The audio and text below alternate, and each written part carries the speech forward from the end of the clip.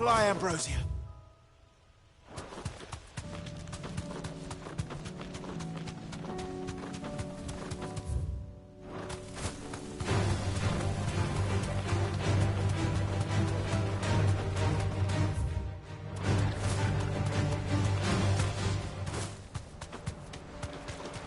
Damn it. The whole village has turned.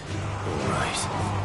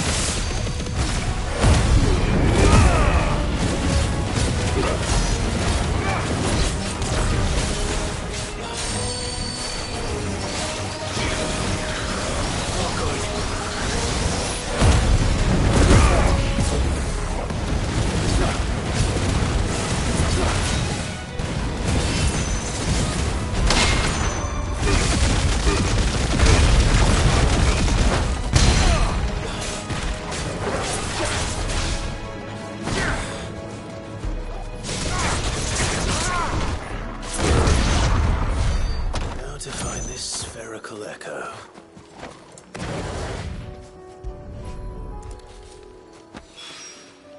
This is it. Right then. Just two more to find.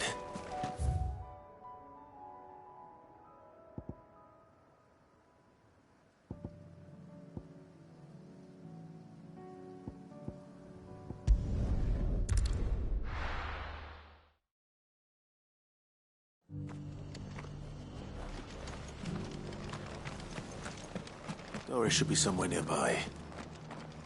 Assuming she's still here.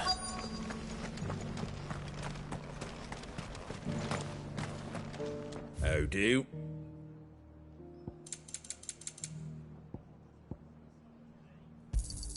Thanks very much. There you go. Just because the heavens have gone to wreck and ruin, it don't heal you. Now, let's get this stone set.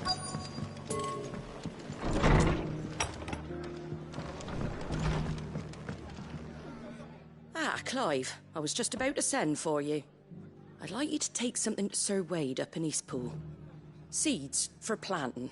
Thought it was about time they started growing their own food. I'll keep providing them with whatever they need in the meantime, of course. But if Eastpool's going to survive, it's got to be able to fend for itself. As have those poor bearers. They've lived their whole lives in servitude, but now they're their own masters. Small wonder they ain't got the foggiest how to provide for themselves. So it's up to us to teach them. And if you're wondering why you, well, the wagoneers taking supplies up that way have been coming back with more and more reports of Akashic around the village of late. Sir Wade's putting a brave face on it, but I think even he's starting to worry. And if he's likely to share those concerns with anyone, it's you. All right. Thanks. Wouldn't ask if I didn't have to. There. That should be enough to keep him in Gazal Greens for a few years at least. Gazal Greens. Not the most mouth-watering crop, I'll admit. But they're hardy, they grow fast, and they fill a hole. Better that than something that'll wither away at first frost. And chocobos love 'em too, which is no small thing. When I say all of us need to pull together to get Eastpool back on its feet, I mean all of us. They ain't exactly succulent, but cook 'em right and they're just about bearable. I'll take your word for it. Anyway, Sir Wade'll know what to do with them. And if he don't, well, I'll go up there and show him myself. I'm sure you will.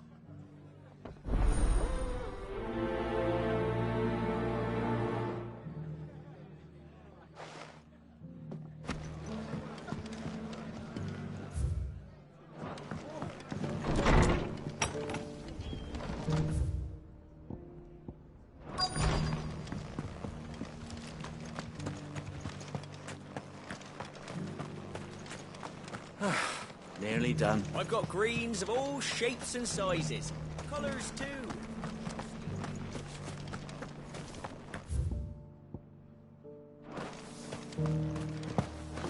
It doesn't still hurt, does it? It's been a pleasure, Doris. Just like old times. I'll give your offer some thought, my lady. How goes the investigation? Sid, what brings you to Martha's Rest? You. I heard you were out here on your own, tracking our slaver. I trust you're being careful. Of course. And it had to be me. The bearers from the Dragon's Eyrie confirmed a long-held suspicion of mine that the slaver we've been tracking is an old acquaintance. She's no fool. If we'd come in force, she would have spotted us straight away, and then vanished without a trace. That was her just now, wasn't it? So, was it a fruitful reunion? I'd say so. She tried to recruit me. Seems her time in Rosaria is coming to an end. She's abducted bearers from across the region and is looking to smuggle them back into Sambrek. After her brush with those beastmen on the road to Northreach, she hired herself an Imperial escort, which she wants me to join. She's dangerous, Sid, but I think I can stop her. Then I'm going with you. I'll take care of the escort. You can see the bearers to safety. Where are they? The Baum Archers, soon to break camp. You go on ahead. I'll follow once I've sent word back to the hideaway.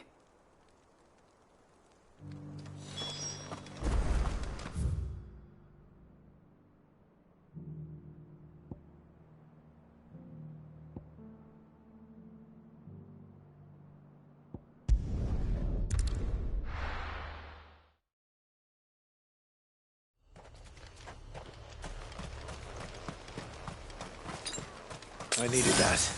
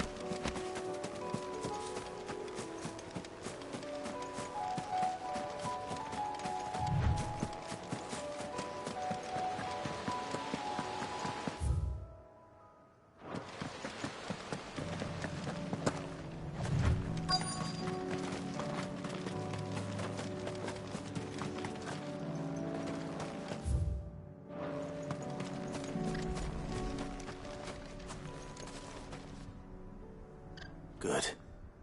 They haven't broken camp yet. How did Doris come to know a slaver, I wonder?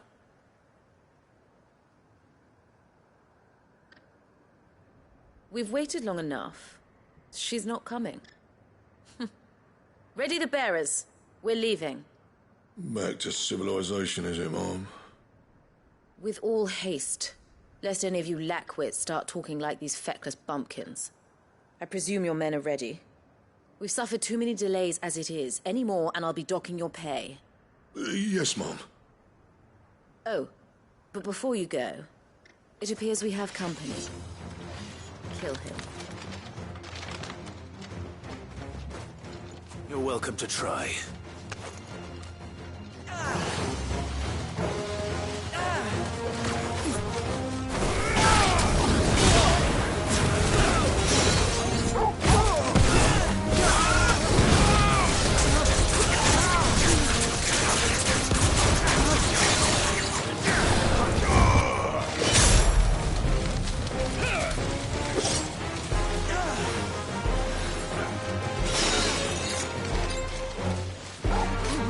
All yours, Torgal.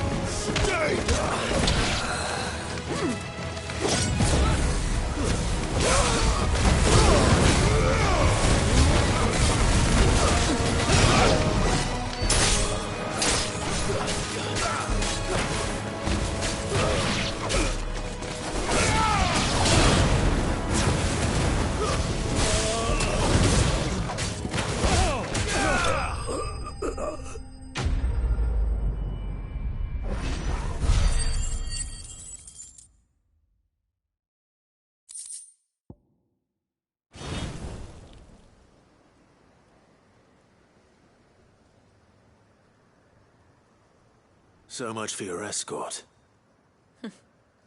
You'll forgive me for not avenging my men. I'm not the swordswoman I used to be. I surrender. Do with me as you wish, Sid the Outlaw. Sid! Ah, Doris. I take it you're not here to rescue me from our brooding renegade? You know, I always wondered where you'd vanished to. But casting your lot with this criminal of all people... Better fighting for a cause than killing for coin. I'm sorry, Sid. I should have told you sooner. This woman, my former master, once trained bearer children to be weapons in service of the highest bidder. She raised me like a daughter, and I did terrible things to earn her favor. It wasn't all terrible, surely. We had our fun, too. You were always so eager to learn, and had such clever hands. All my other children took either to the blade or to the books. Always either or.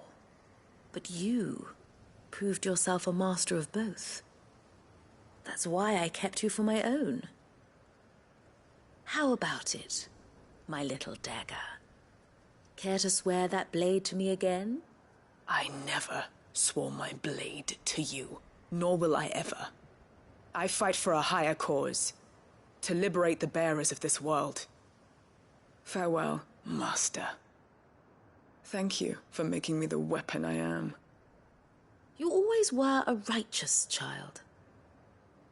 Perhaps that's the reason I loved you so.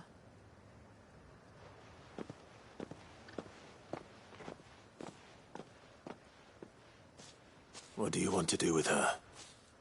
I am not the killer she wanted me to be. Not anymore. And she no longer has friends in high places. The Dame does, though. Her connections at the Imperial Court will see that justice is done. All right. If you're certain. I am. And thank you for everything. Now, I better let these bearers know that they're safe.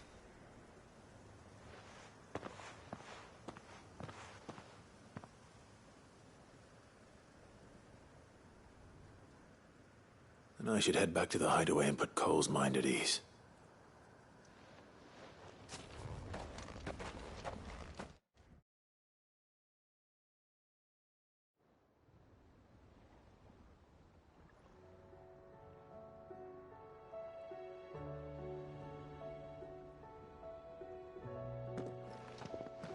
Welcome back, Sid.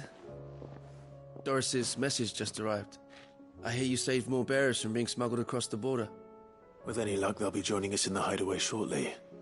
Oh, and your letter. You don't need to worry about Doris anymore. I'd been hoping as much. She mentioned one or two things in her report. So the slaver we'd been chasing all these months was her former master. She's been arrested, by the way, over in Sambrek. Went quietly, or so we're told. And she won't be getting off lightly. The Empire may have no love for bearers, but it's none too fond of black market traders either. Can't have been easy for Doris. I'm sure it wasn't. But don't worry.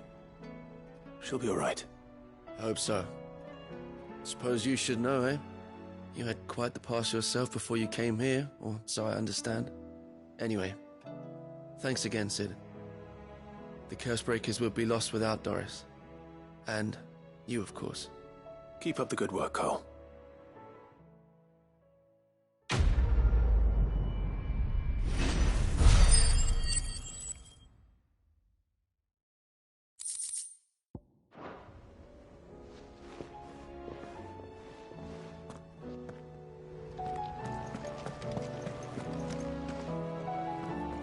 Karen says she'll provide what she can for our voyage to Ash, and has even agreed to forgo payment. Until our return, that is.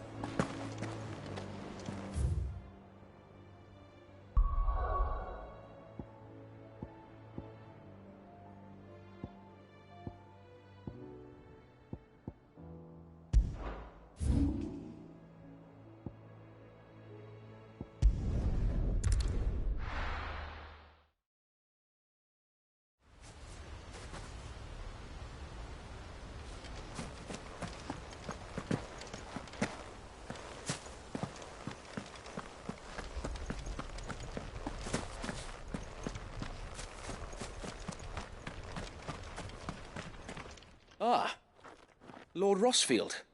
What brings you to Eastpool? A delivery from Martha.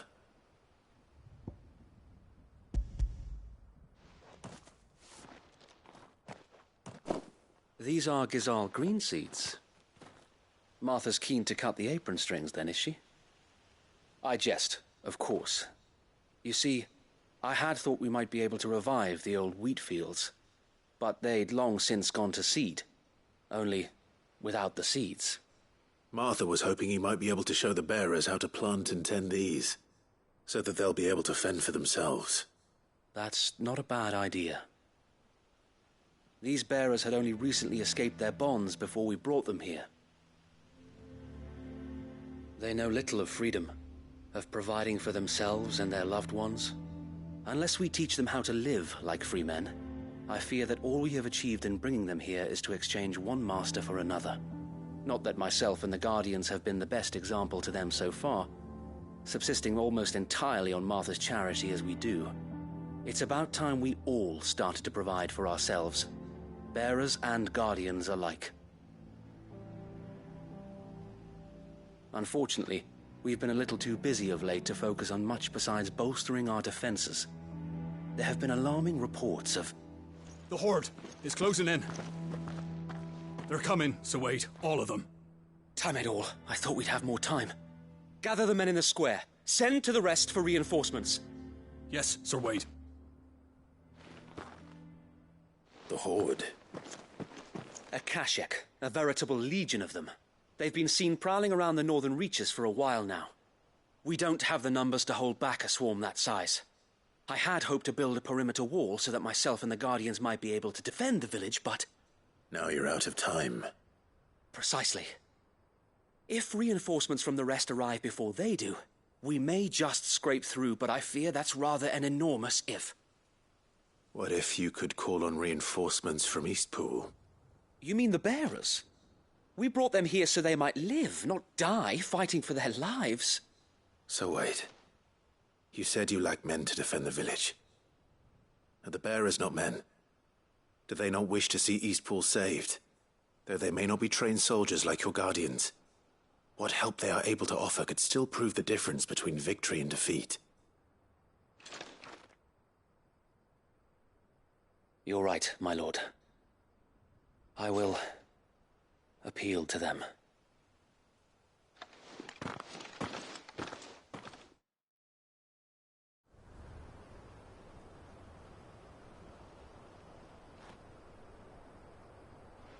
My friends, I humbly beg your aid.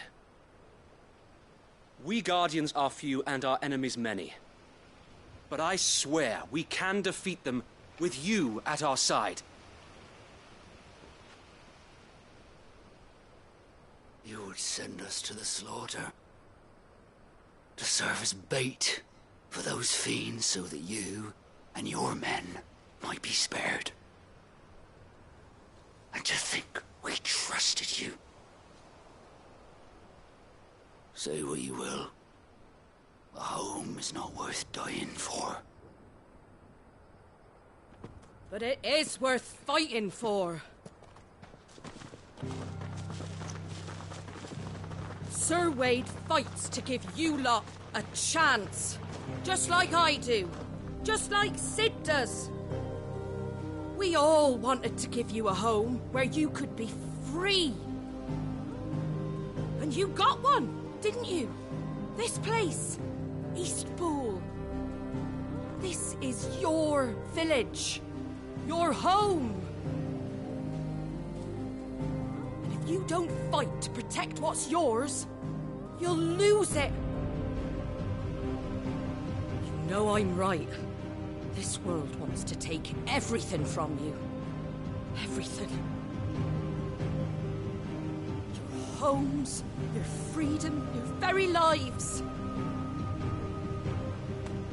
So then, are you going to stand by and let that happen to you?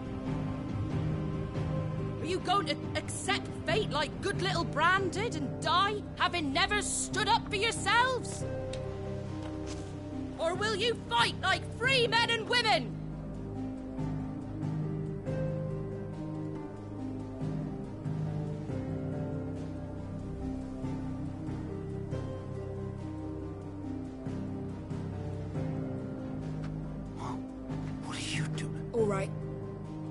give me a sword.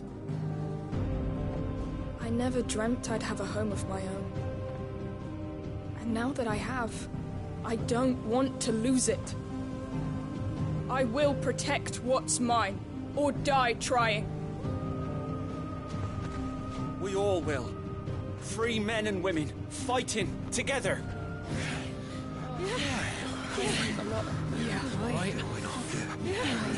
For Eastpool! For Eastpool!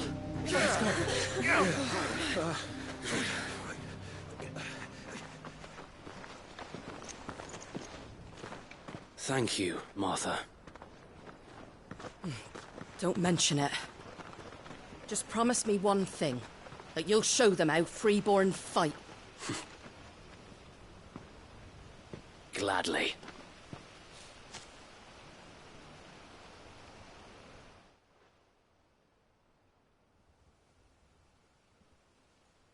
Well, if it was numbers you were lacking, you certainly won't be now. Thanks to you. Me? Oh, I just love the sound of my own voice. Lord Rossfield, my lady, we're ready. So what's the plan of action? We'll divide our forces into several small detachments, each made up of guardians, bearers, and guards from the rest. These will position themselves at strategic points around the village. Upon engaging with the Akashic, each detachment will keep the creatures occupied. You're going to lure them into the village? I am. We will have neither the time nor the resources to treat the wounded, so injuries must be avoided at all. By coordinating our withdrawal through the use of messengers drawn from among the bearers, we will aim to have the swarm converge at a point of our choosing. With luck, that point will be the village square. The perfect place for our most able warriors to surround them, and for you and I to finish them off. A sound plan, but one that'll require a leader with a cool head and strong nerve. I'd say you have both in abundance, Wade. But you'll be needed. Please, leave the last of the fighting to me. Ha! And let you have all the glory. Sir Wade! They're here! Then you know what you must do. We work together. Everyone playing their part, each shielding the other that no man might fall. For Rosaria! For Rosaria! We've no time to argue, my lord. I'll do as you ask. And I will do as you ask. Suppose we'd better do our bit too then, eh? Right you are, Martha.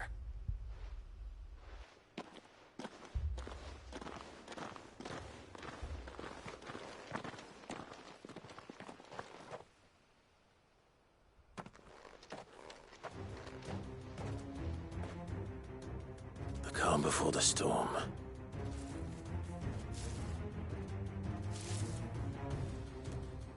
And here it comes. I will not let this village fall.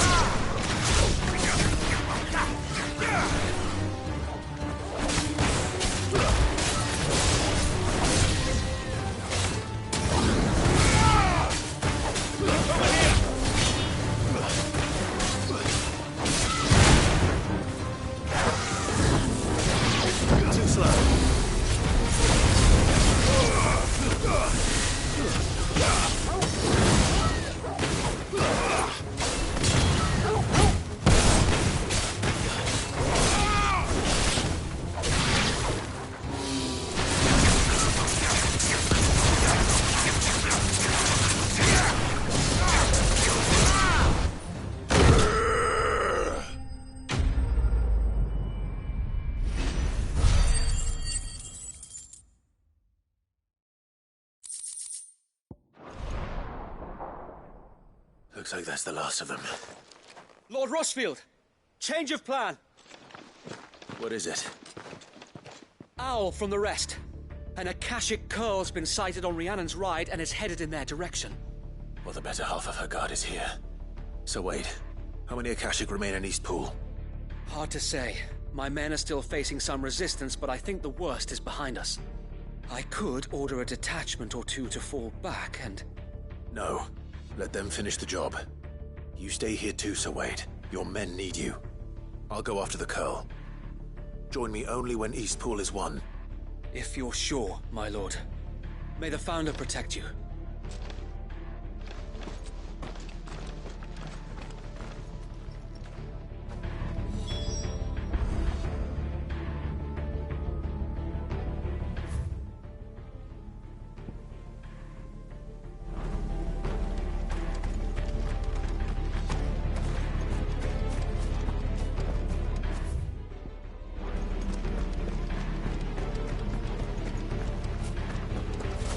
Next one's mine.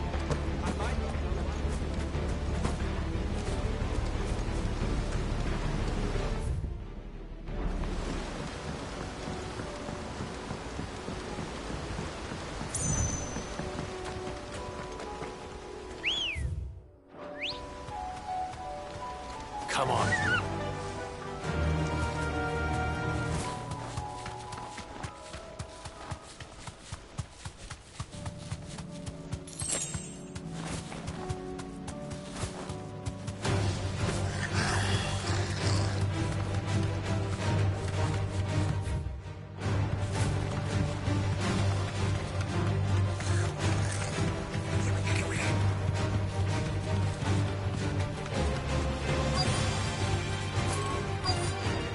Thanks, Gal.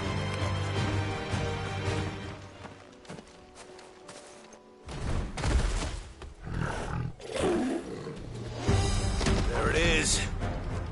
With me, Torgal.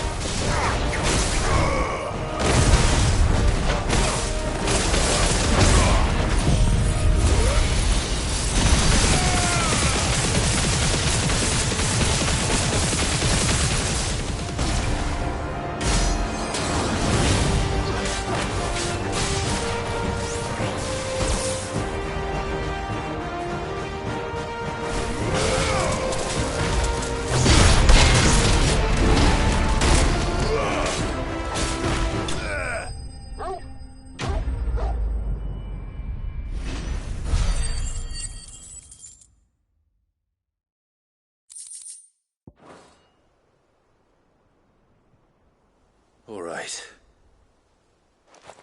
Back to Eastpool.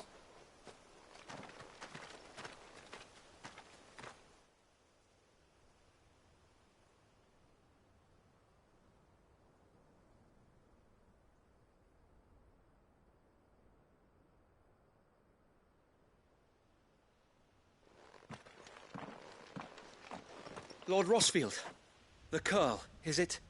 It's dead. Thank the Founder for that. And for you, my lord. We were able to eradicate the rest of the Horde. I have guardians posted around the village to keep watch for further attacks, but all seems quiet for now. I hesitate to say it, but I think it might be over. I think it might.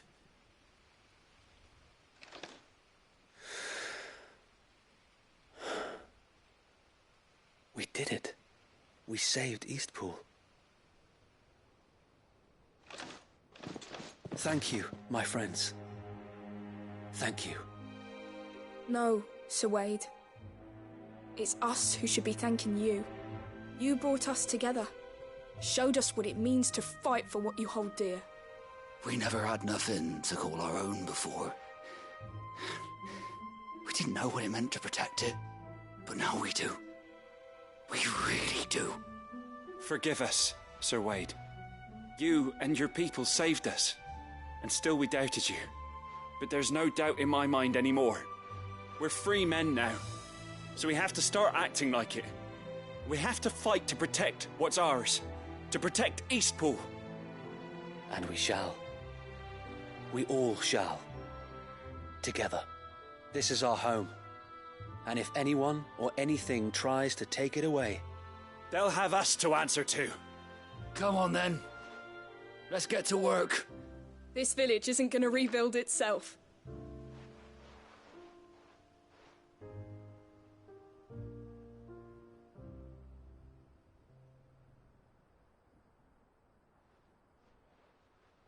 They're not slaves anymore. No.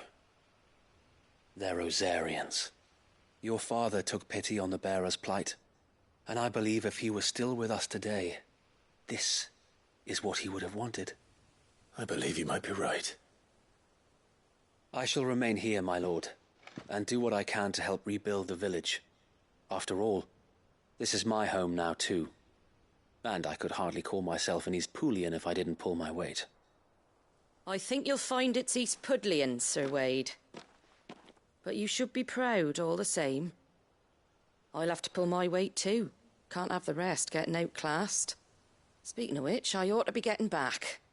Can we continue to count on your support, Martha? Of course, and I'll be counting on yours too. Us Rosarians have got to stick together, haven't we? Indeed we have. And Clive, come by the Golden Stables when you get the chance. I ain't paid you for delivering them seeds yet. All right. I will.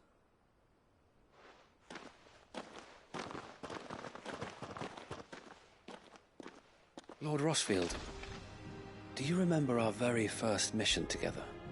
Clearing the goblins from the Stillwind Marshes? How could I forget?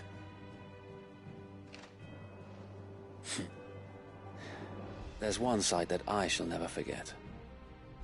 You, facing off against that giant Morble. Not a trace of fear on your face. Since that day, there have been more than a few times when I felt like giving up. When the odds seemed so stacked in the enemy's favor, I thought I may as well just lay down my sword and surrender. But every time, I would think back to the look in your eyes that day and remember what it means to be a shield.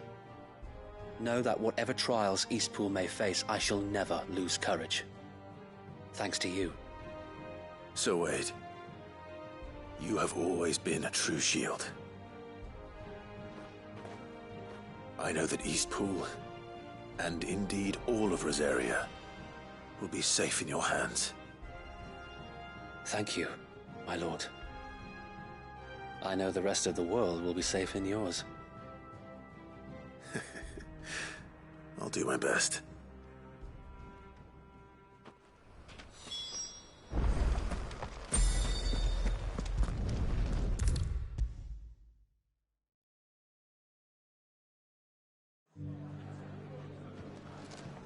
The hero? It's lucky you came by when you did, eh? Not only did my seeds get delivered, but you went and saved Eastpool and all.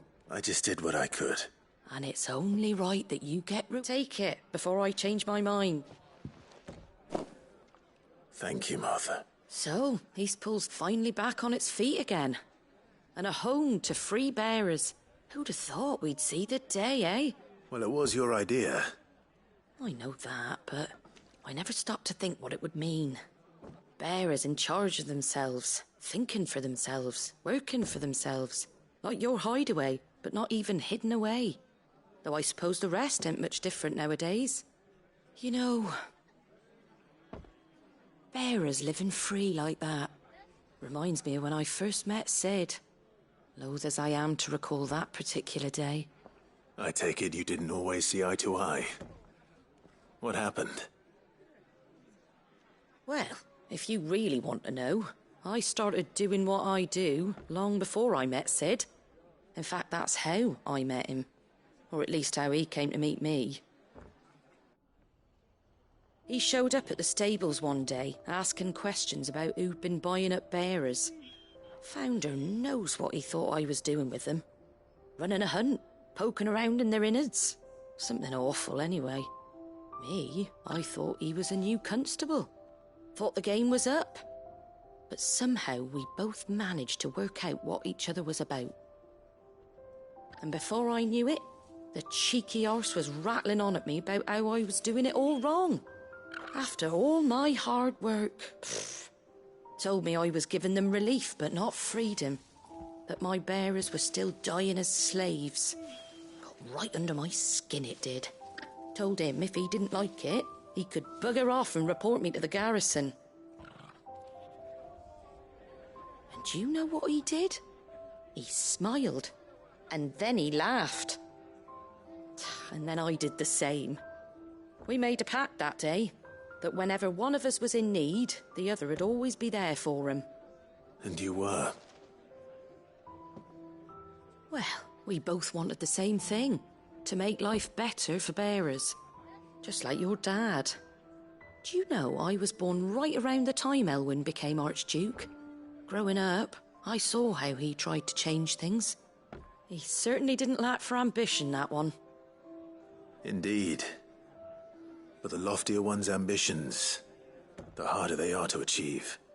Which is why those of us who follow in their footsteps need to finish what people like Sid and my father started. Suppose you're right, aye. And if we don't manage it, there's always them who come after us. Good thing we've got a few half-decent sorts waiting in the wings, eh? It's almost enough to give you a little bit of hope. Just a little. Anyway, enough nattering. Better get back to work. Let's see about making everyone some dinner, shall we? The least the folks who saved Eastpool deserve is a hot meal. And you and me ain't gonna save the world on an empty stomach neither. That sounds like a wonderful idea.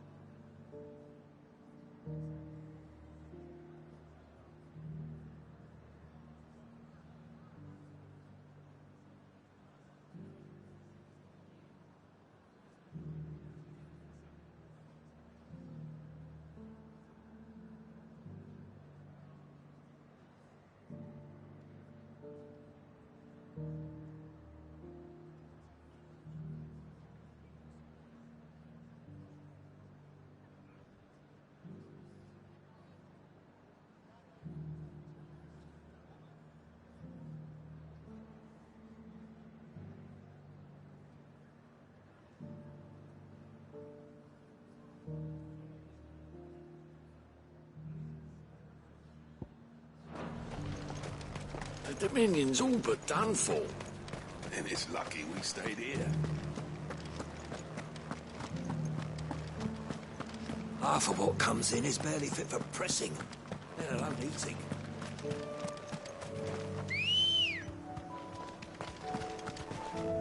Ready, go? Fly, Ambrosia.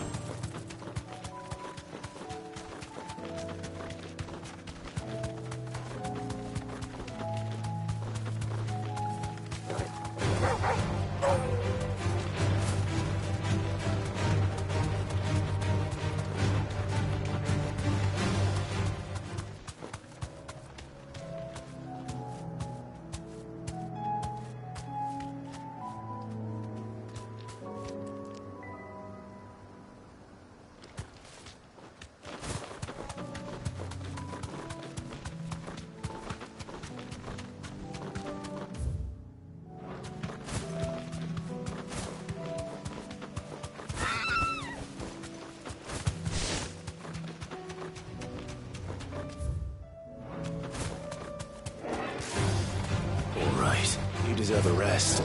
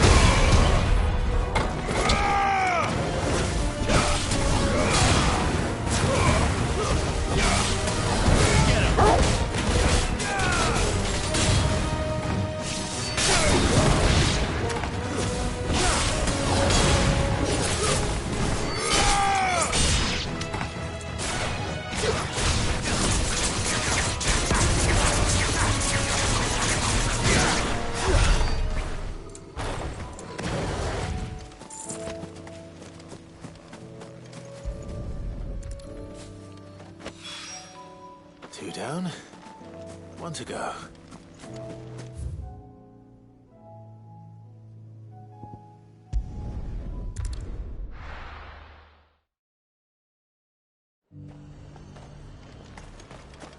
The Dominion's all but done for. And it's lucky we stayed here.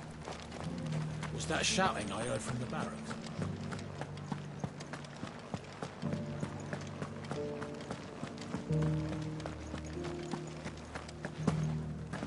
And you're just gonna fall into line?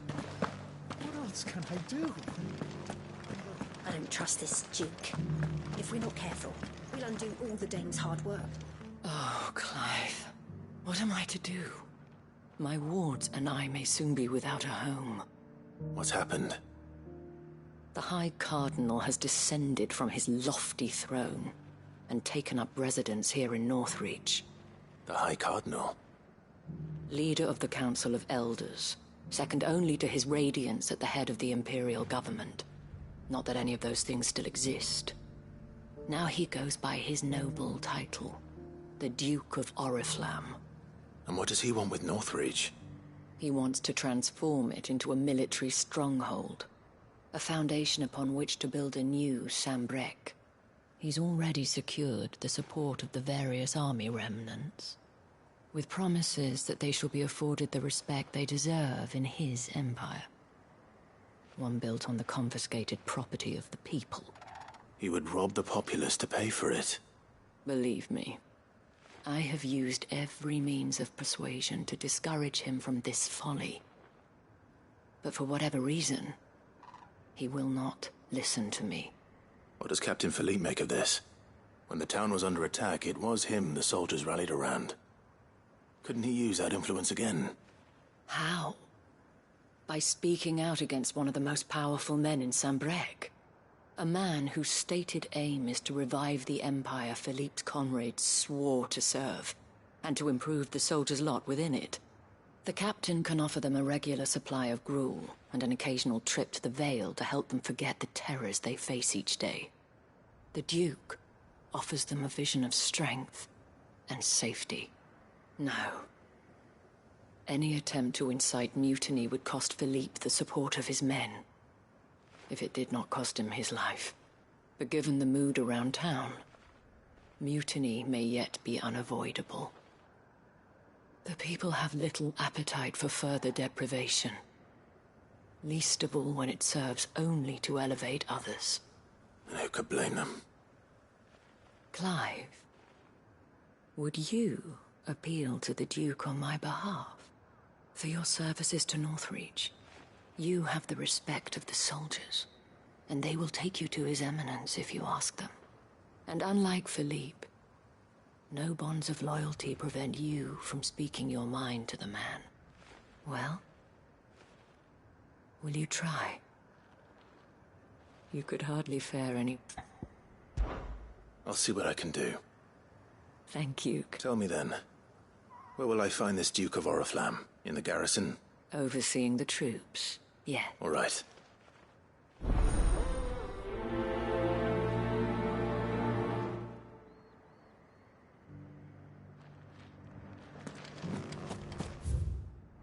I may have met this Duke before, at the Remembrance Ceremony. Let's hope I didn't make a strong impression. It's not only control of the garrison.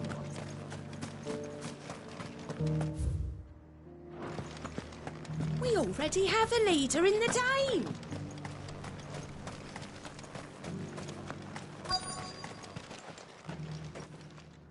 Halt!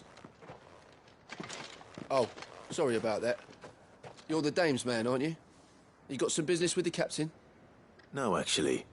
With the Duke. I was hoping I might be able to speak with him. We're under orders not to let any civilians pass. But you should be all right. His Eminence has heard all about you and your heroics. Wait here. I'll go and ask.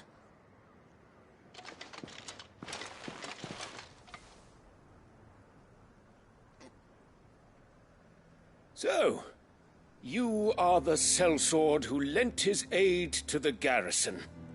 The Empire owes you a debt, and I shall see it repaid.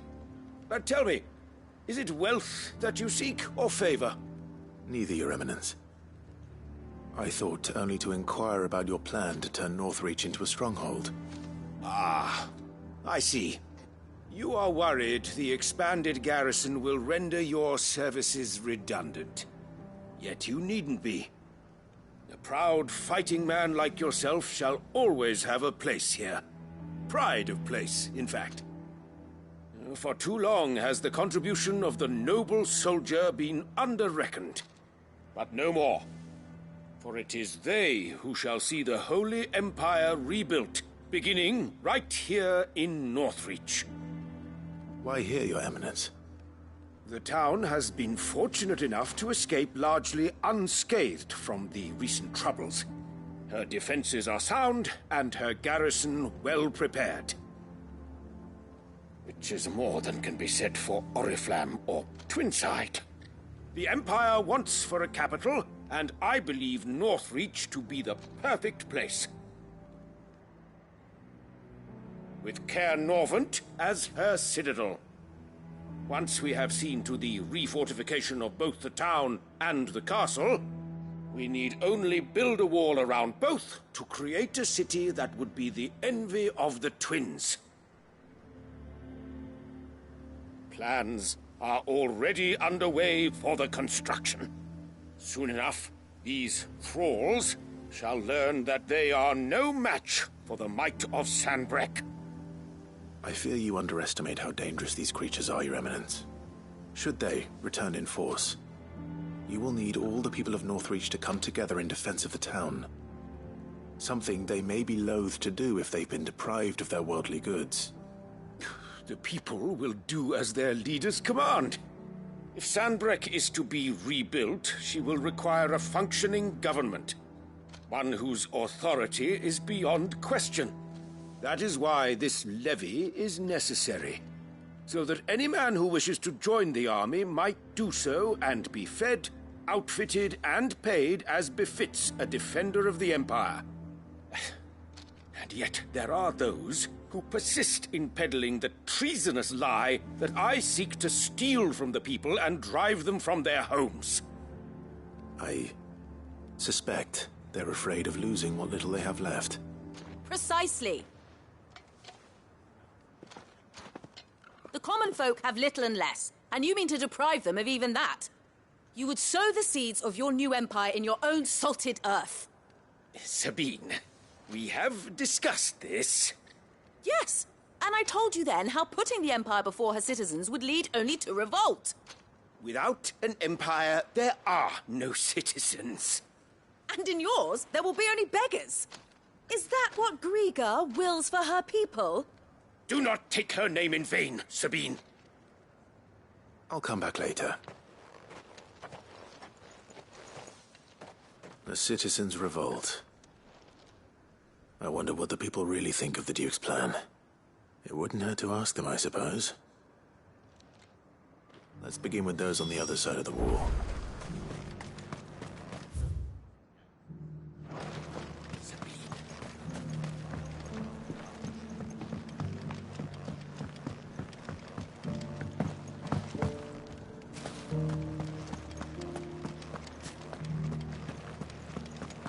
Do you think he was the only one who survived?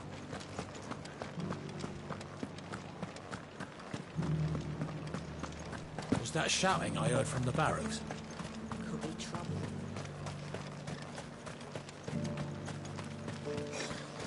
I just think I would be lying under a pile of rubble in Twinside. A question, if you don't mind. What do you think of the Duke of Oriflamme? Don't get me started.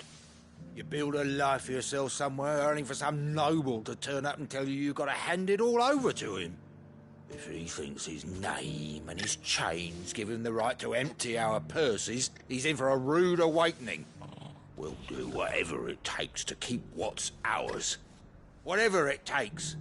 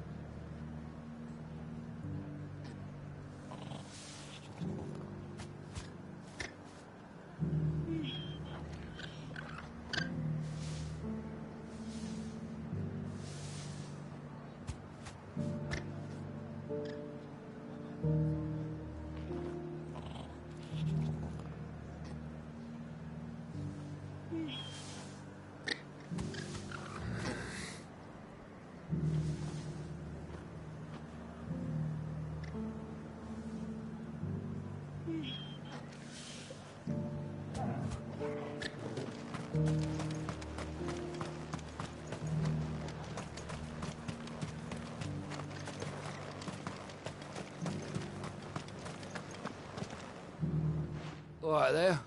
What is it you're after, sir? Just your opinion, actually. I wondered what you thought of the Duke of Oriflamme. Oh, him. Not much. None of us traders do. It's thanks to nobles like him that we had to set up shop this side of the wall in the first place. Couldn't have the rabble getting any closer to the holy capital, could they? And now he's trying to drive us out completely, threatening to take everything we got from us if we don't clear off. If the dame said she wanted him run out of town, I'd be straight through that checkpoint, tar bucket in hand.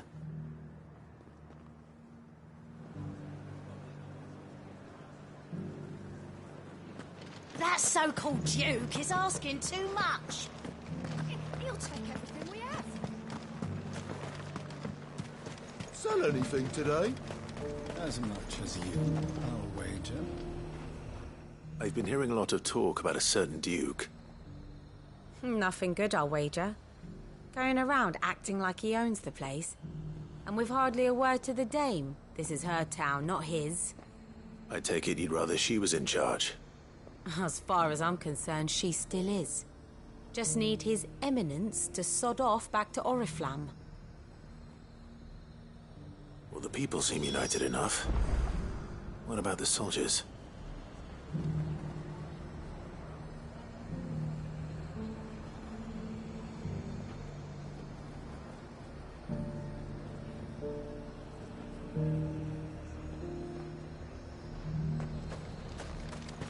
The Dominion's all but done for. And it's lucky we stayed here.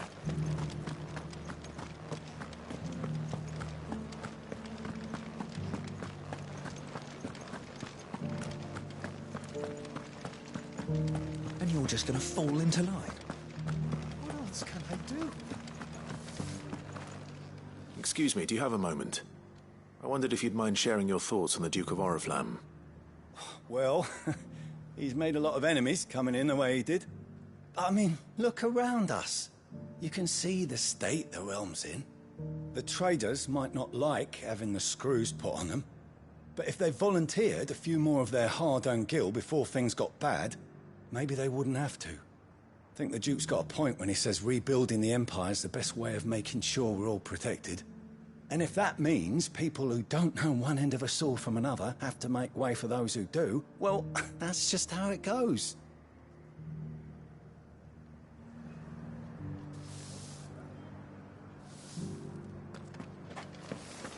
It's not only control of the garrison he wants, it's the whole... We already have a leader in the Dane. One at a time now. There's enough for everyone. You. You're the one who was talking to His Eminence. On the Dame's behalf, yes. I was trying to persuade him not to take the people's goodwill for granted, but it seems my words fell on deaf ears. What do you think of his plans? I'm a soldier, mate. He tells me what to do, not the other way round. Listen, I've got nothing but respect for the Dame, but I've got a family to look after. That's where my loyalties lie, not with the town or the Empire, but with my wife and children. If the Duke can get us cement and the equipment we need to fight off those blue-skinned bastards, I don't care how he does it.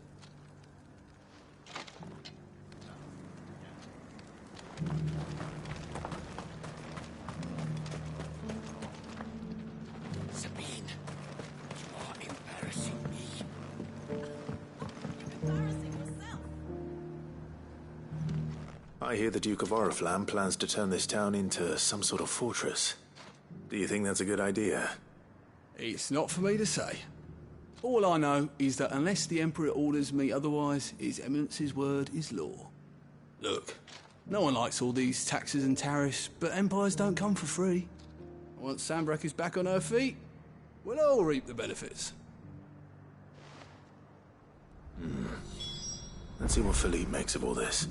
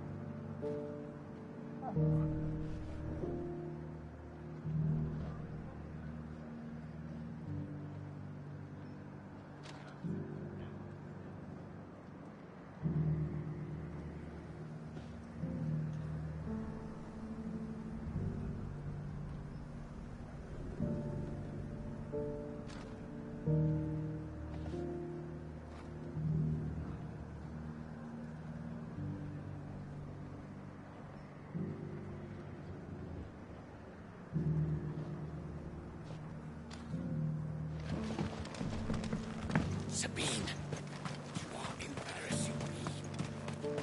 A whole day to dry some blood.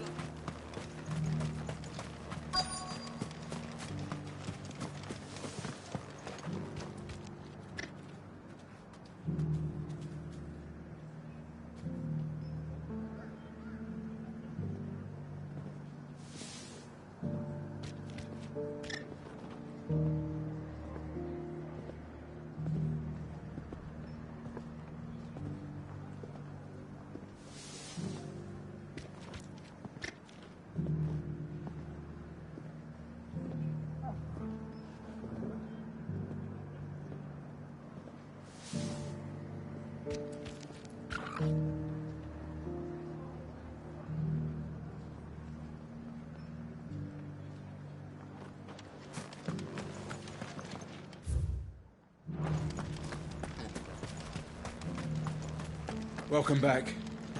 Wraiths give you any trouble? None worth mentioning. They're staying put for now.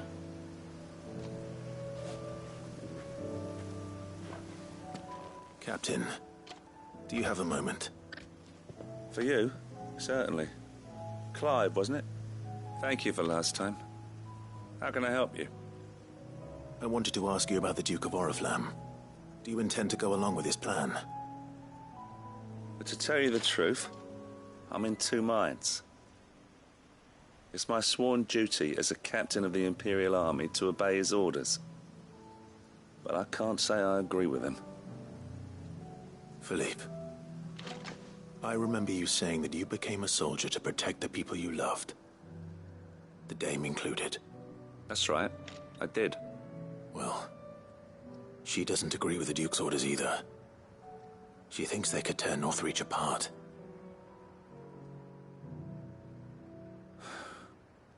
And she's probably right.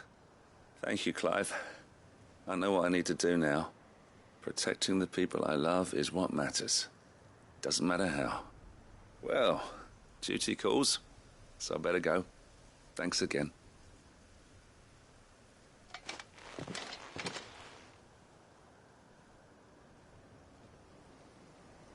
It seems Philippe wants to do the right thing at least. I expect Isabel will be pleased to hear that, if nothing else.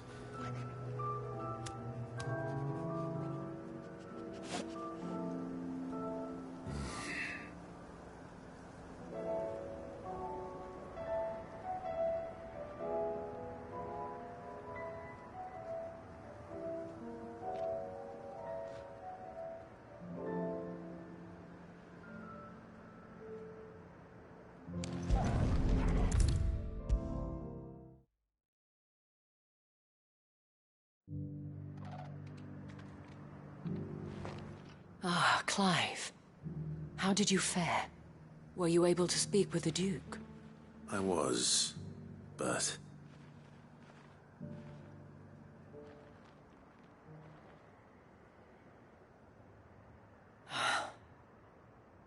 So Northreach is to be a fortress after all. Well, it will certainly help to hold back the thralls. There's no denying that. Though I doubt it will come as much consolation to the townspeople whose worldly goods are confiscated to pay for it. They deserve to be heard, Clive. To have a say in this new empire the Duke means to build. Sadly, His Eminence values their obedience more than their opinions, and hopes to reassert the authority of the state. I fear he sees the people as mere pawns on his chessboard to be sacrificed for the greater good. Needless to say, they themselves are of a different opinion, and would rather their destinies were in your hands. The soldiers, meanwhile, are content to follow their orders. And not just because of the Duke's rank, but because of his vision. I thought as much. Had I sworn to protect Sambrek, I dare say I too would want nothing more than to see it rise from the ashes. Thank you for trying. But the battle is lost. I don't know about that. What happened to your uniform? I handed it in, along with my resignation. Told the lads I wished them well, but that I owe it to those I love to call it a day. But why? Because I realized what really matters to me. Not following some nobleman's orders for the sake of it, but protecting what I care about. Protecting Northreach. I honestly don't know when those monsters will return, but I'm certain they're not finished with us yet. And when they do come back, we need to be ready for them. We need to stand together, all of us. And with you to lead us, milady, I reckon we can do it. It was you who finally convinced me, Clive. There's no point following orders if they go against everything you believe. Indeed. All of us, standing together. That has always been Northreach's best hope, and one which still lies within our grasp. We have only to turn our attentions to the true enemy. Thank you, Philippe, for showing me what I must do. Anything for you, milady. Speaking of standing together, would you mind if I borrowed a few of the lads from the Vale to help keep watch around the town? I fear His Eminence has loftier tasks in mind for the guard. Not at all. Be my guest. Wouldn't be the first time.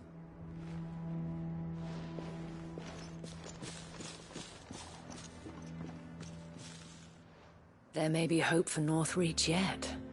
Especially with men like you and Philippe to champion our cause. I, for my part, shall continue to work upon the Duke, in the stubborn belief that I might still tempt him into joining hands. But I suspect I shall have to call upon your aid again. Until then, Clive. Until then.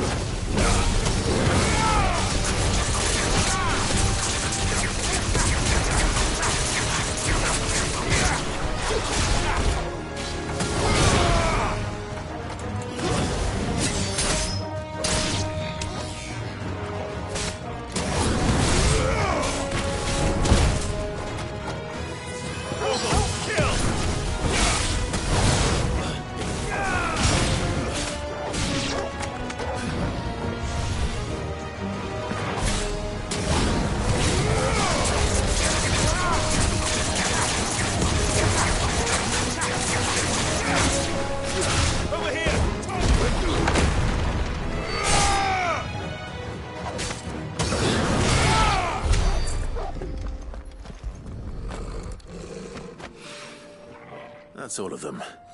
Owain can uncross his toes now.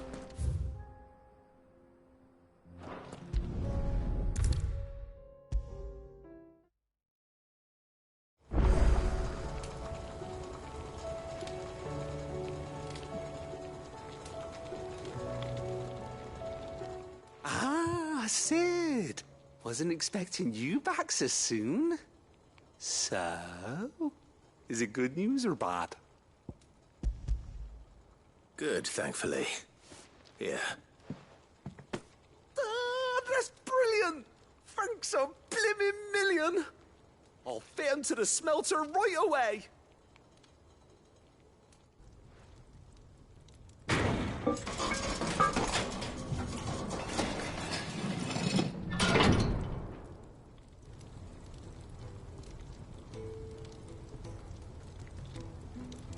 May I present to you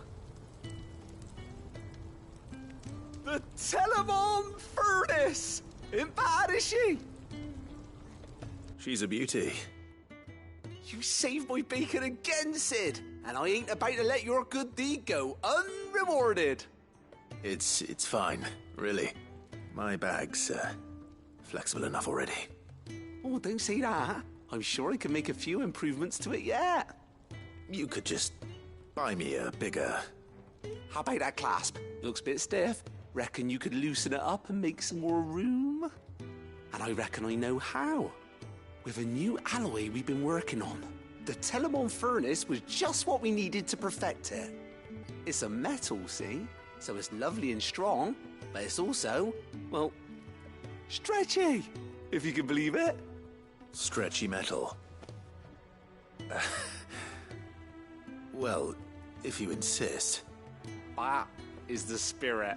You'll love it, I promise.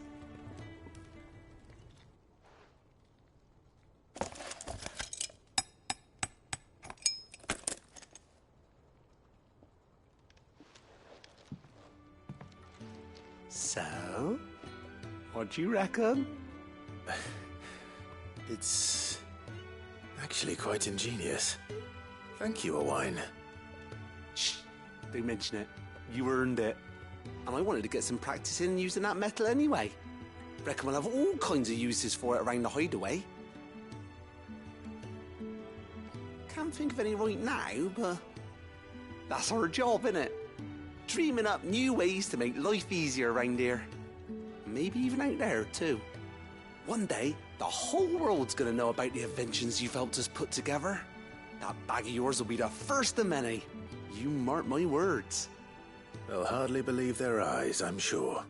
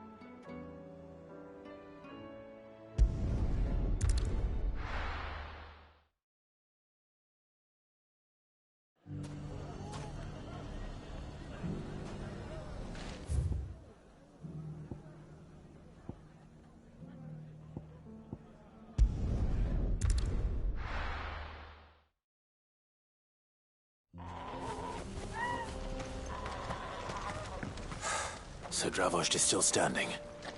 For now, at least. If you can swing a hammer, you... I never thought I'd... Clive! You're here! And the Akashic? Mostly off to the north still. But I spoke to Doris's scouts and it turns out things are worse than I thought. There's swarms of them out there. Told old Snotty to be ready to seal the north gate. That should buy us some time if we need it. Enough for the villagers to barricade themselves inside their homes, at least. Well done. Welcome back, Sid. I'd never have guessed, you know. Not if August hadn't let slip. Who'd have thought that the savior of Dravost would turn out to be the realm's most infamous outlaw? Keen to help us out again? I am. Thought you could sneak off without me, did you? Blackthorn. Oh, what are you doing here? One of the scouts couldn't keep his voice down. Unlike my best mate who didn't think I deserved to know. Zoldan, how long's it been? Long enough for us two to turn into a pair of old codgers, I see.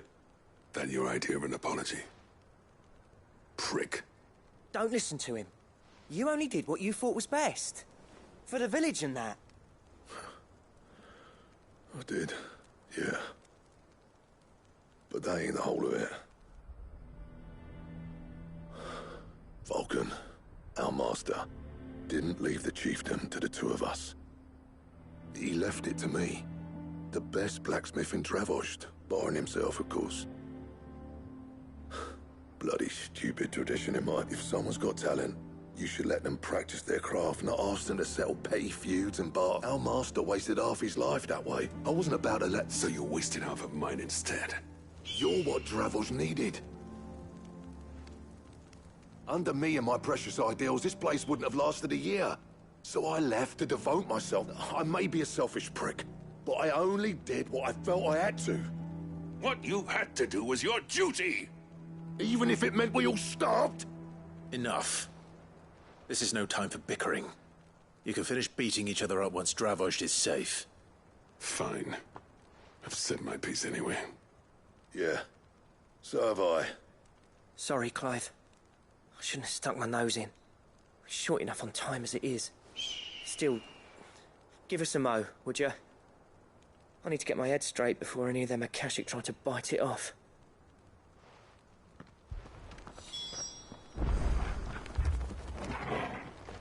You, ready for the off, then? We can't afford to waste any more time. Right you are. Might be worth having one last word with the scouts, though. Don't want any nasty surprises, do we?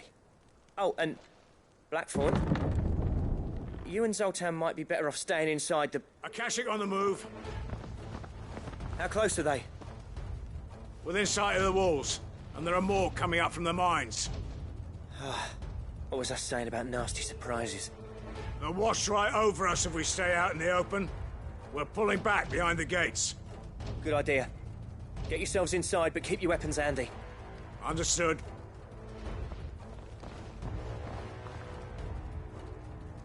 I'm prepared to fight if I have to. Well, let's hope you don't. That's our job.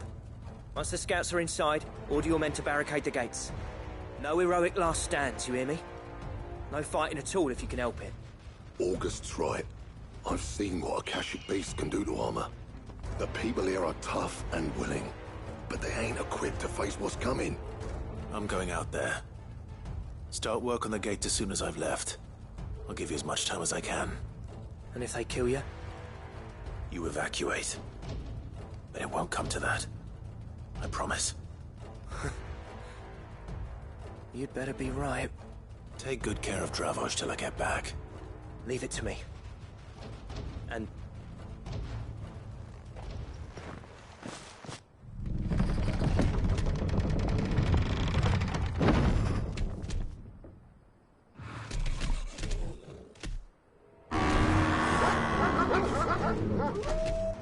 All right. Which one of you's first? All yours, Torgal!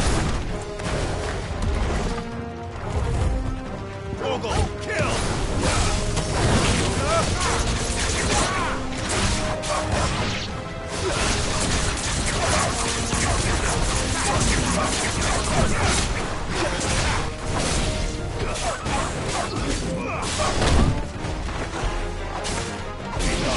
Titan!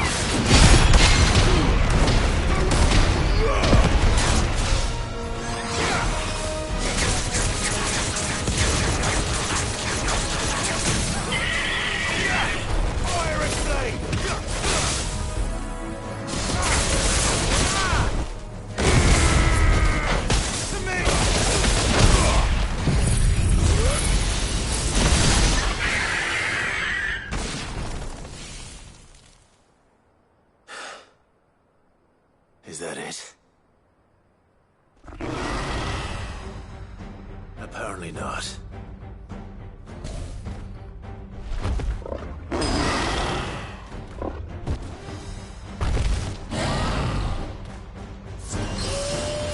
Not getting past me. Nice try.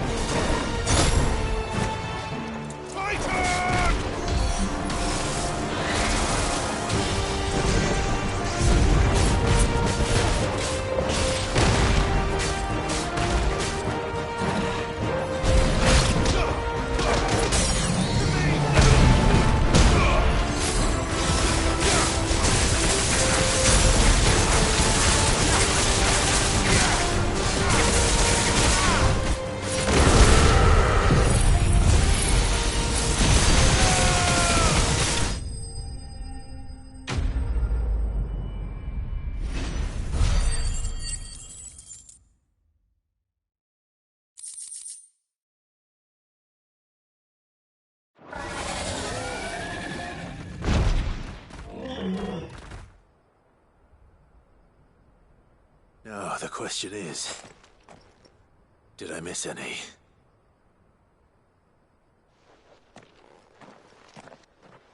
Man alive! You're still in one piece! I slew as many as I could. As many as I could, he says. The old bleeding lot, more like it. Well, almost. Only almost. Yeah, one or two did try to sneak over the wall. But we got the bastards, don't you worry. Good. Though you do know, more will come in time. In time, yeah. But we can think about them later. Let's get you back inside.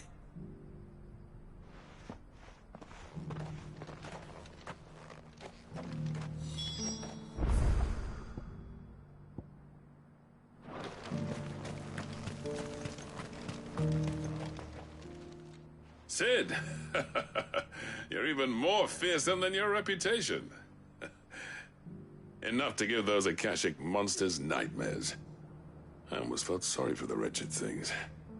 But mostly, I felt grateful. Dravost won't forget what you did today. I'm afraid I've only delayed the inevitable. There's no getting rid of that ether flood.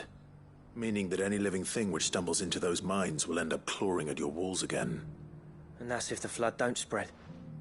If it does, well, I hate to say it, but the village's days are numbered.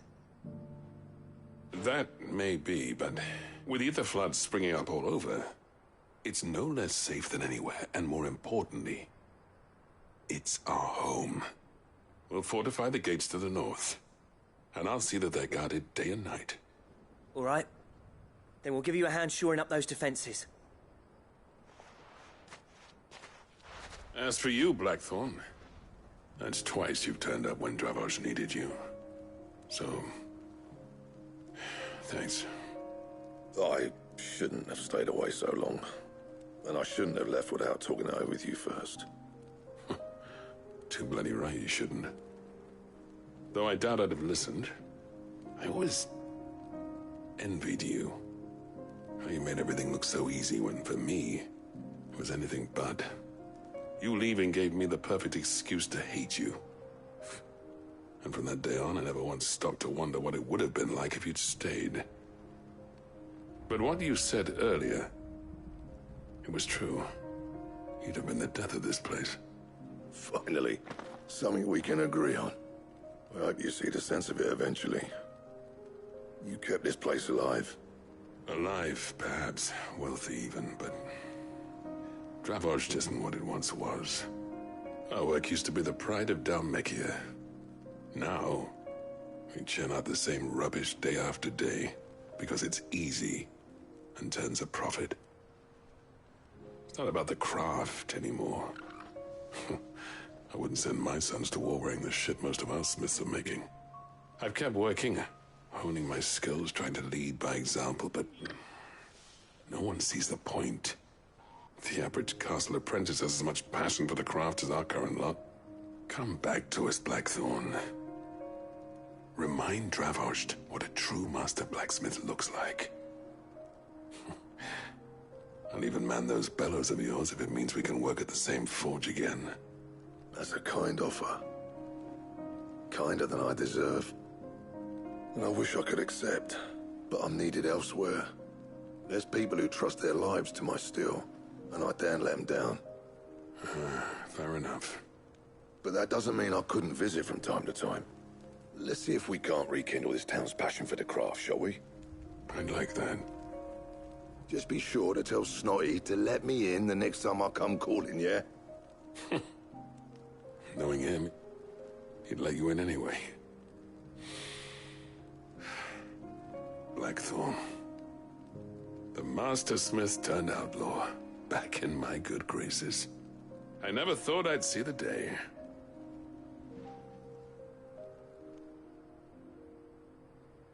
I'd say that went pretty well. Even better than I'd hoped. Sid, I've got something for you.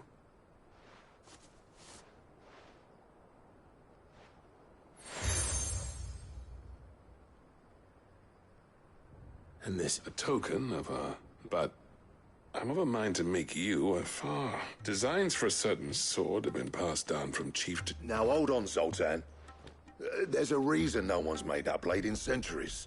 There's not been a craftsman equal. I'll admit your cinders make impressive steel, and I've learned to own an edge Odin will be proud of. But the engravings on that thing are enough to make a jeweler cry. And they're not just for show, either. Have you forgotten what brought you back to Dravosh in the first place? A certain ring? I knew I'd never surpass you with the hammer and tongs. So I turned my hand to a difference between the two of us.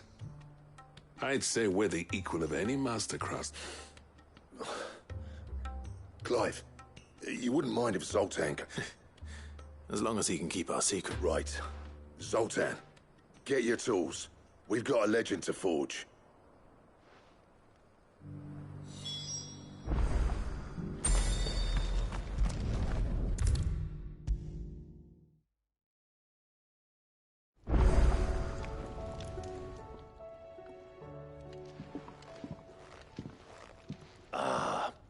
man himself. We were just about to make a start on that sword. It's funny, but none of this would have been... You remember Camille? We'll be using it. The steel, meanwhile, will be tempered in a fire, burning the cinders you charmed, and that whetstone from the Outer Isles. And the final flourish will be my talented A team effort, led... Now, save that talk to the thing. Right. I'm ready if you are. To the bellows it is, then.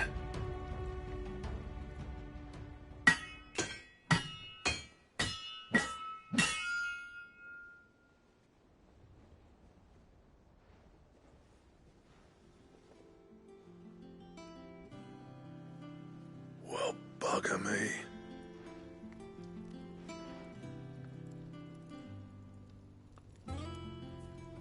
The sword to end all. It's... Thank you. So, does this make you pair the greatest... This? It'll take more than that to earn us up, but we're up for the challenge. A list of materials. Zoltan and I got talking on the long road back from Dravozd. We reckon with those items there, we could craft something even better than the Ragnarok. Something worthy of a legendary outlaw like yourself. That's a weapon I'd like to see. You leave this list with me. I was hoping you'd say that. One legend at a time, eh, lads? Before you start on the next, who fancies raising a cup to Good idea. No more drinking to forget my past. It's about time I had something to celebrate. Then tap the can.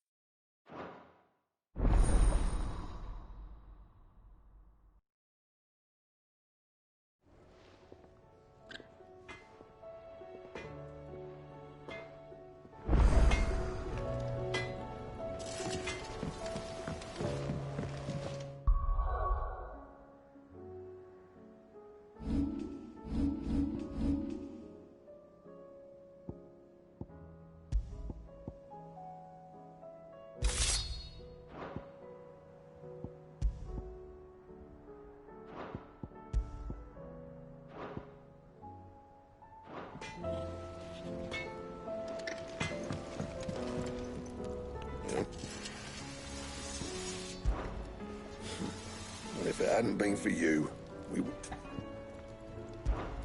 So, what'd it be?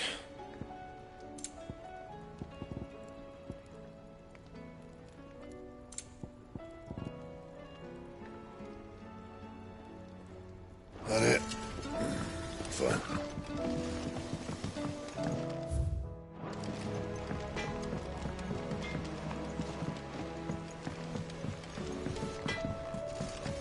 Don't The tell me we've stews run out awfully of pepper thin nuts these and all. days. What do you expect? Farmers are abandoning. Come back.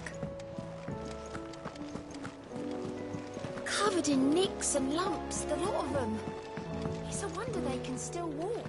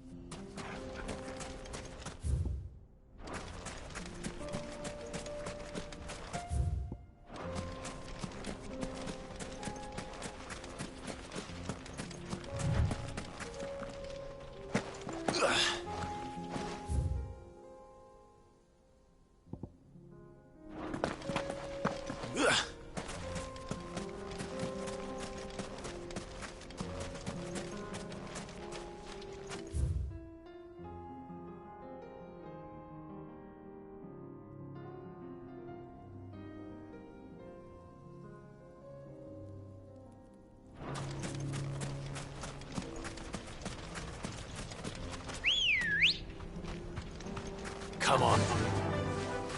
Faster!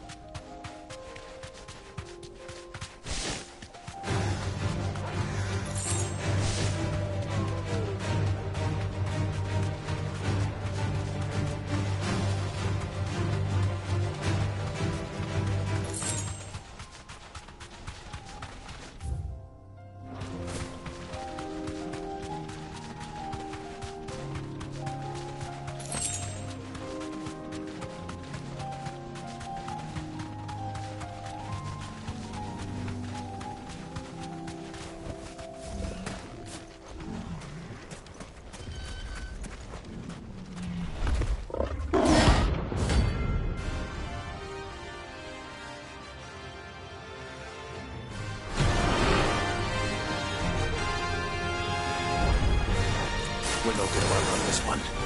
Stay close to her.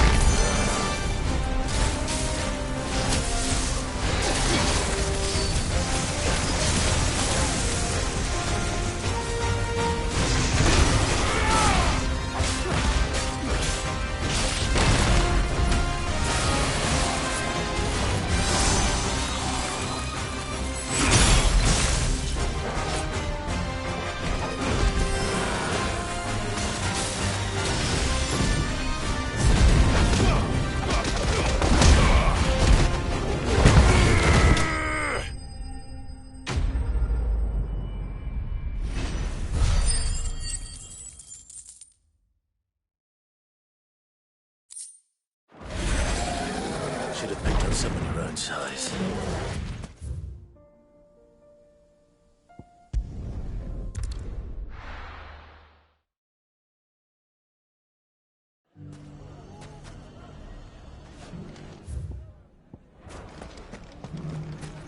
Take that, you naughty... Clive! I just wanted to see how the town's been faring since you... since we? All is absolutely wonderful. Conrad and Natalie's hands remain and firmly at the helm. Our stores are full, and the bandits, just as the good Lady Jane and Lord Under... Are you a lord? Lubor's going to be... They're going to make him the Lord of Dalamil. It's the mayor of Dalamil, dear child. And the vote hasn't taken place. But if the people wish me to lead them, I shall. And my first act will be to build a school so that menaces like you two learn not to interrupt your elders. Speaking of menaces, there may be a rather worrying one just over the horizon. May there indeed. I'm afraid the example Conrad and Natalie set in putting aside their differences and presenting a united front, and they might have elected to take us... They have formed what one could call a League of Outlaws, and they grow more organized by the day.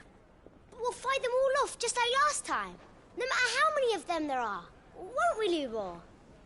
Of course we will. If we continue to work, the longer we avoid facing this one, the more difficult it will be.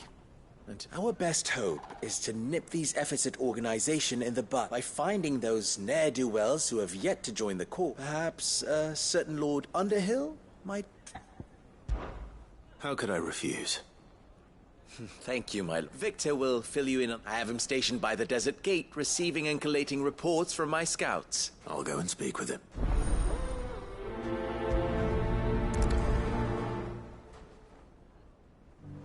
What's the difference between a lord and a mayor?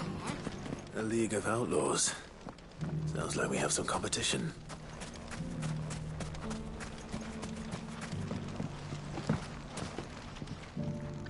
Still in Dalamil, Victor? Ah, Sid.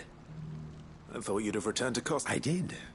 Then I came back. I've developed something of a fond, having worked so hard to see it saved from one fate. A sentiment Master Lubor certainly isn't... You're not the only one. What does he want you to... He asked for my aid in putting down the bandits, and he said that you might be able to help me find them. Then you've come at just the right time. I was on my way to speak with Conrad about how to organize our forces. There are more camps in the vicinity than we can safely strike at once. But we must strike together, and we must strike soon at as many camps as we can. We can't give this league of theirs time to rally its forces. All right. Which camp shall I take? There's one upriver. Just out there. Leave it with me.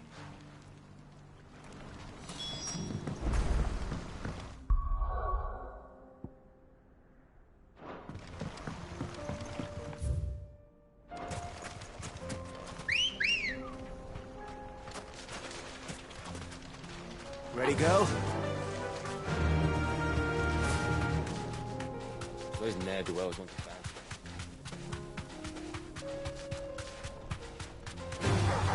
All right.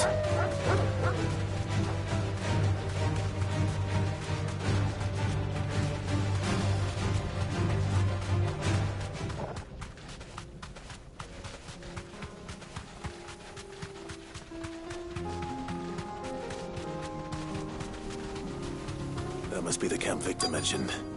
Come on then, Toggle.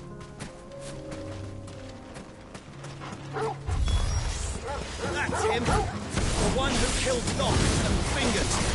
Take his head off!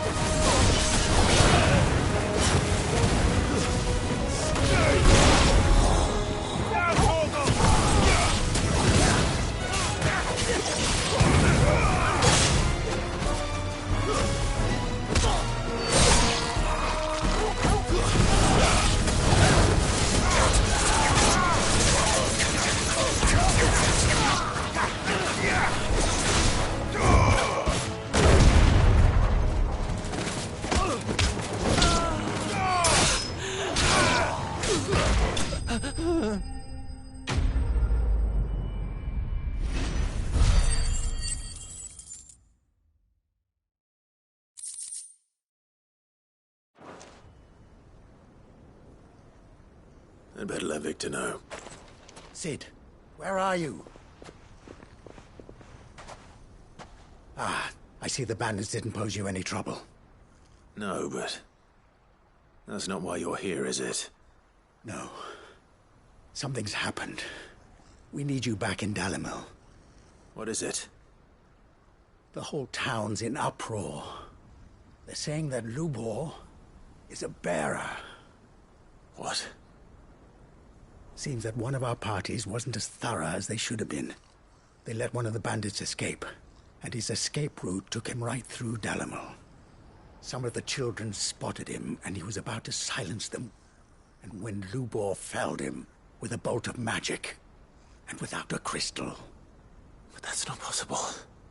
It is, if he's a bearer and has been hiding it all these years, which is what people are saying. If he has, well, I wouldn't blame him. No man is branded by choice. Still, all those people see is a man who's lied to them all his life. One who was made a leader of himself when the world believed he should have been a slave. Fuck. I don't know where we go from here, but I know one thing. You're right.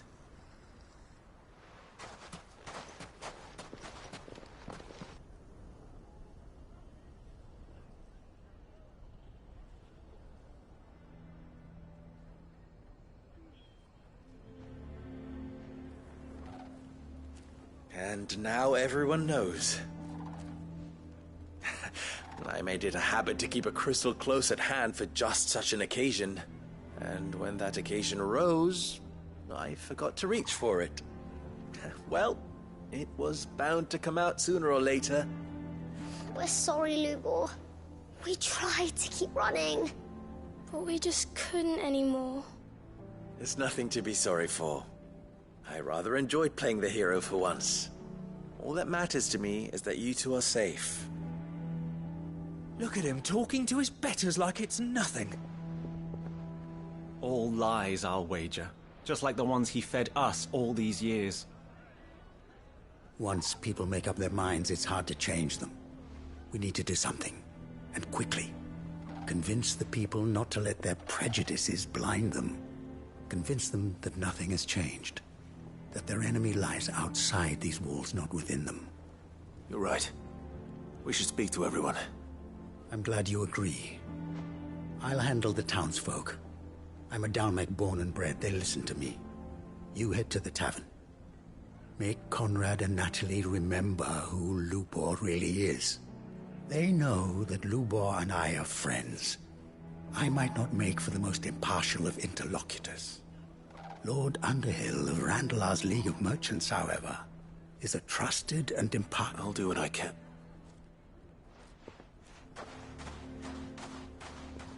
Lubor, stay here with the children. I can't promise anything, but... And that is all I can ask of you.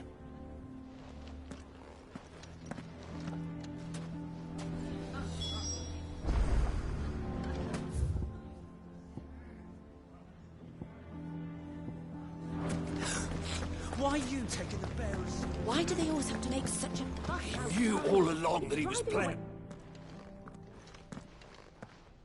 Forgive me for disturbing you, but... could I have a moment of your time? I've seen your face before. As have I. That's right. The rumors that he's a bearer. He'll never be mayor now. But what of his wares? Bearer or no, his steel is highly valued. In this, at least, he's done the town a service. Might that not earn him a little... Leniency? He pretended to be one of us when he was... I'm sorry, my lord, but he lied to us. He lied to you. He cannot be trusted. So what do you propose? Perhaps. That is a question for the people, and they will thank you not to get involved.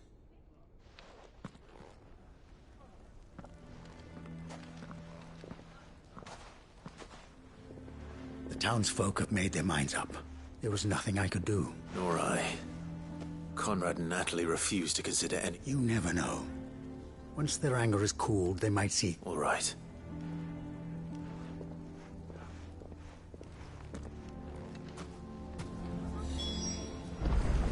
Why the hell would Victor take the bearers? I assume the situation... There's still hope.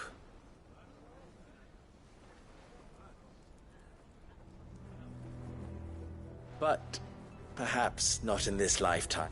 You mustn't think like that, Lubor. We'll talk some sense into... No. And your efforts would be better But Lubor... Rosina would often tell me that steel does not lie. Let yourself be true. That rather an ironic one when you consider that her life was... But I do not doubt that she was always true, and so must I be. I must do what I know to be right.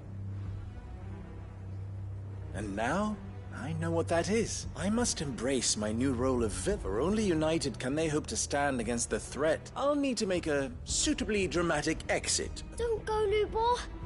You're the only one. We'll be all alone.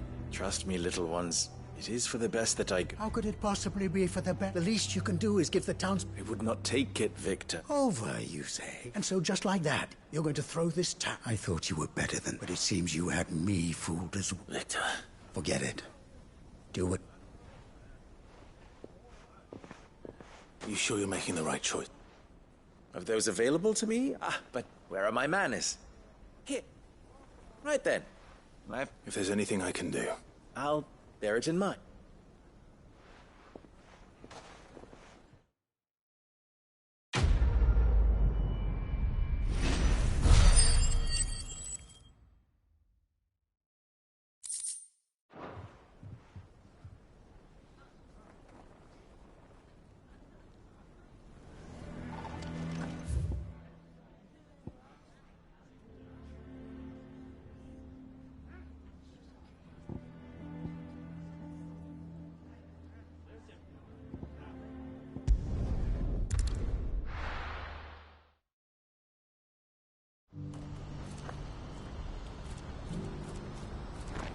What's happened?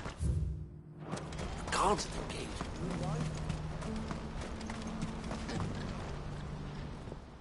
Clive. You'll be pleased to know that the negotiations are progressing well. That is good news. Yes. Our comrade in Randala has just sent word that the contract should be signed very soon. But I still have much and more to prepare. It's a huge undertaking moving this many bearers at once. You couldn't do me a quick favor, could you?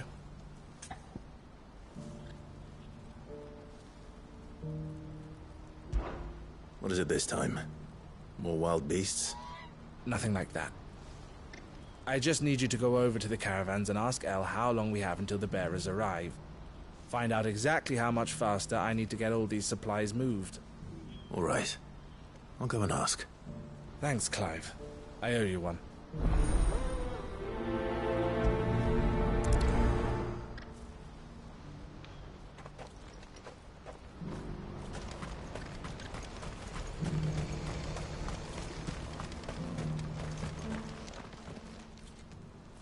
Don't blame yourself, El. This... I know, but no buts about it.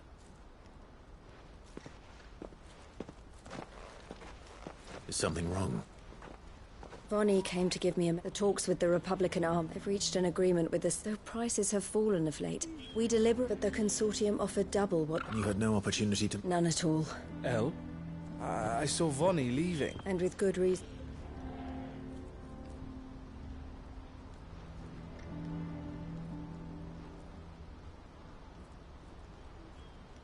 But I thought we were the only ones the fist was... How did the consortium even... It's not so surprising. This isn't over. The consortium will have to sell these bearers of... I'm going to Randalam. Alone? Are you offering to be my... How kind. Meet me at the checkpoint near the capital gates. You go to Cashlock, Theo, and get everything ready. We've waited... Even if I fail to free these bearers, someone needs to prepare the place and keep any prowling beasts... Oh, and that's me, is it? Well... It looks like I'm following orders from meeting the Silver Peak Consortium, who've been doing their best to undermine our scheme. She'll never join them after this, surely. No, she said it herself. She still has plans for Cashlock, even if this one falls through. She means to stay with us, then. I can't say I'm not happy to hear it, but... Is this what she really wants? You have to trust her. You're right. And if El's off fighting for the cause, so I bid you farewell and safe. I'll gather my men and leave for Cashlock.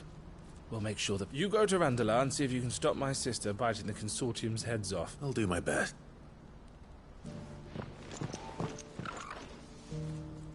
right. To Randalar, then. And better keep Eloise waiting.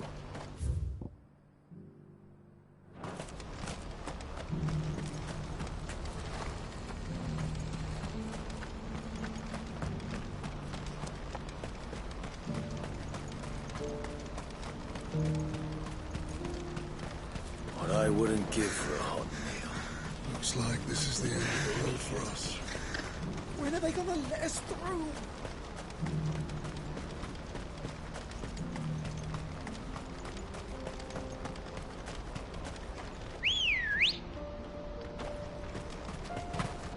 Ready, go? Faster!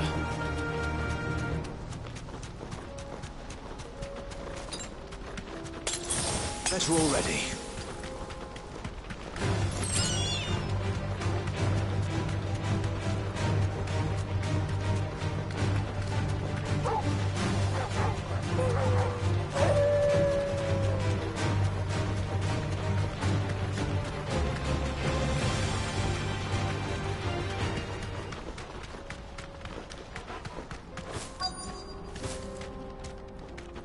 Be safe.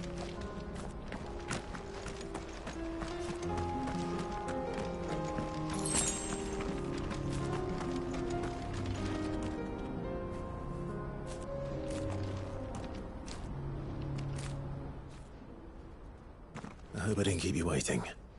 Did you arrange to speak with the consortium? Here they are now.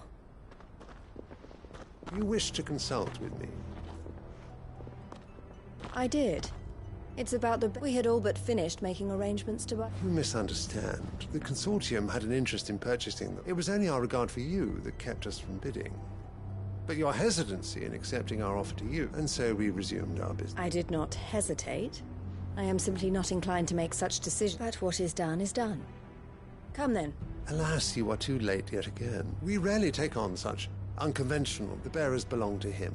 Who is your buyer? A trader from across the wall. A most demanding fellow, if it's any... He insisted the bearers be fed, dressed, even given their own bunks for the voyage. That's what you get when you deal with continental type. I wouldn't know.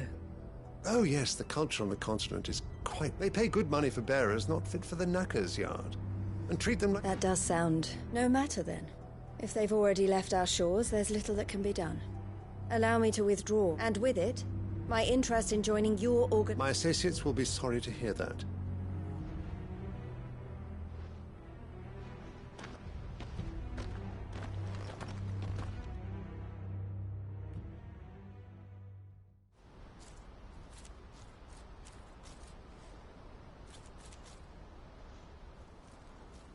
I'm sorry you weren't able to save them. As am I. He was right. The Silver Peak Consortium did intend to... Their representative hinted at a possible purchase when he came. I feigned interest in joining them in the hope he might... As soon as he left, I sent my own offer to Randalar. So you never... No. I entertained the Consortium's proposal, so I was a fool to think they wouldn't find out. I knew exactly who I was dealing with. You tried. I did.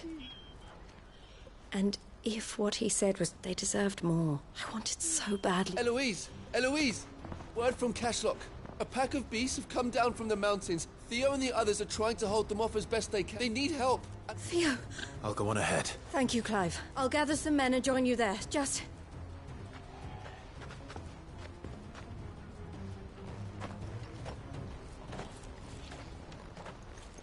Hold on, Theo.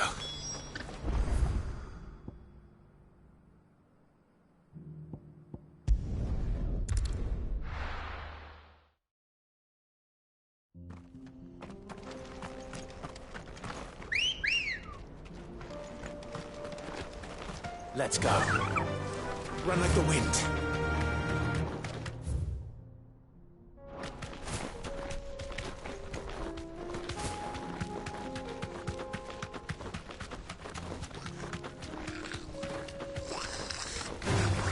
Time to fight.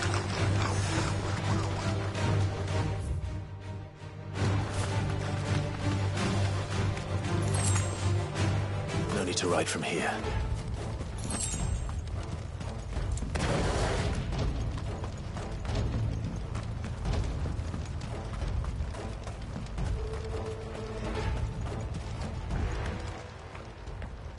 Where's Theodore? Upriver! He led the dragon that way to keep it from the village. We just have to pray he makes it out. I can do better than that.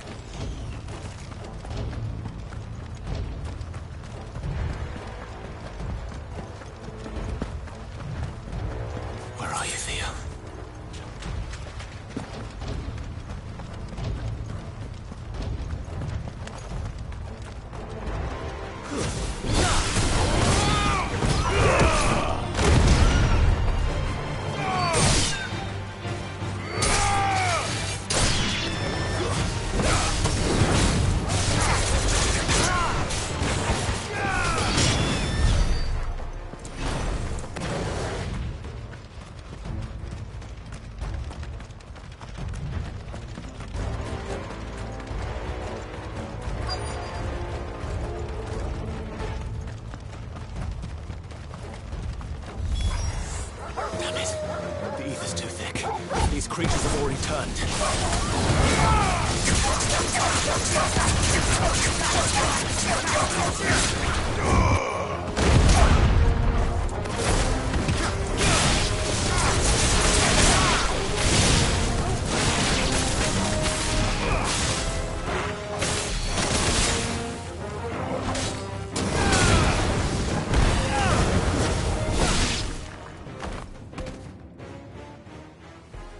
I can't waste any more time. I need to find Theodore before that dragon does.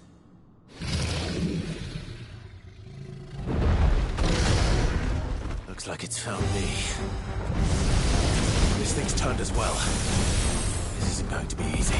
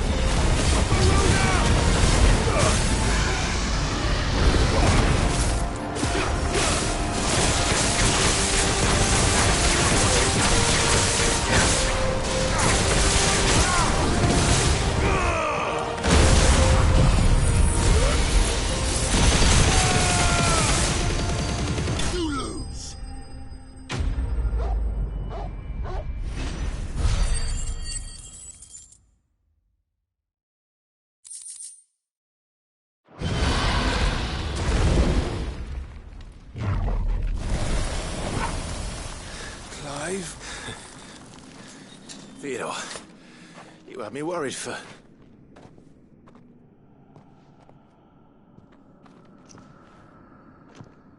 We have to get you out of here.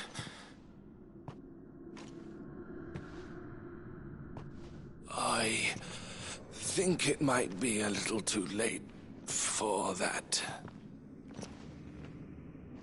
Bearer or no, there's only so much ether a man can take, and that Drake just wouldn't let me leave. You have my thanks, Sid, for finishing what I could not. For keeping Elle's dream. Theodore!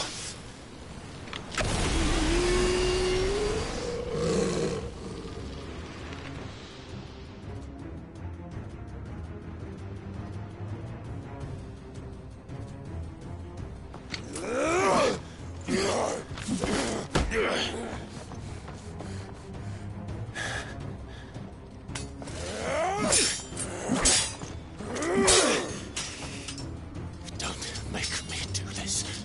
Stop it, Theo! Stop! Stay back, Eloise! He's turned. And so will you!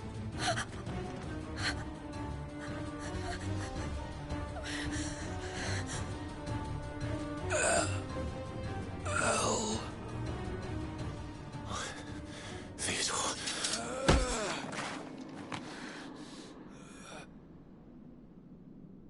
Take care of my sister. Theodore, wait. Goodbye, Elle.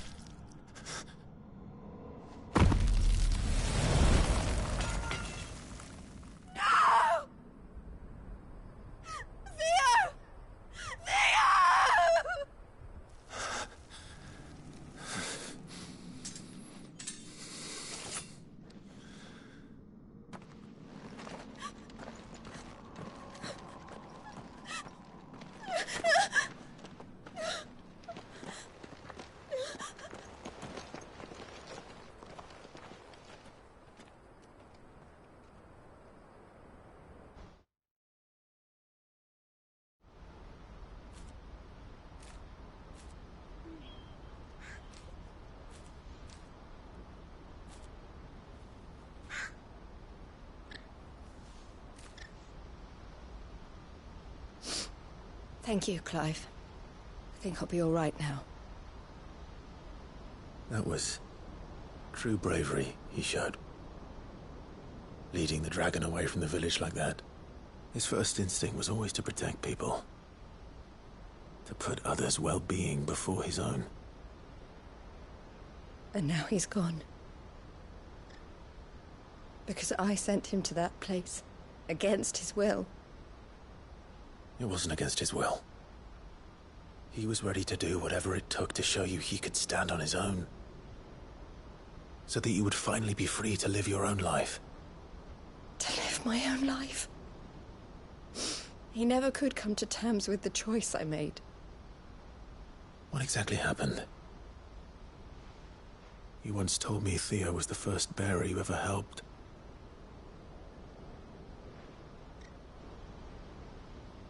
We grew up in Canva. We were born to one of the great trading houses. And I was chosen to inherit the family business. I had my father's head for figures, you see. Theo did not. While I studied the art of commerce, he played at soldiers instead. A late bloomer. In more ways than one. For unlike most bearers, it wasn't until his 15th summer that his powers awakened. My parents tried to drive him out of the house and into the care of the constables. But before they could, I took him into mine. Theo told me something else. He clearly admired your devotion to the cause of freeing others like him from slavery. But he said you deserved a better life than this. He wanted to free you from what he called your bonds, just as you freed him from his. I would be lying if I said I had not wondered from time to time how much easier my life might have been if I had allowed Theo to be taken and devoted myself to the family business instead.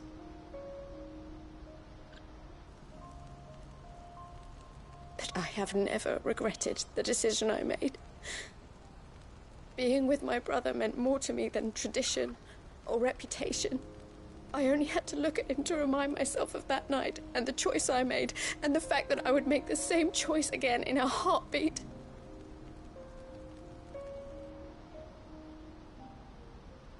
He was never a burden. How could he even think that? If anything, I was the one who weighed him down. You weren't, Eloise. He said it himself, that he had always been grateful to you for saving him, and that he wanted to repay you by letting you live the life you were denied. Neither you nor Theo weighed each other down. You loved one another. You did whatever was necessary to continue living your lives together, and you always would have. You're right. All I ever wanted, all I ever did, it was so we could be together. Oh, Theo, why did you have to...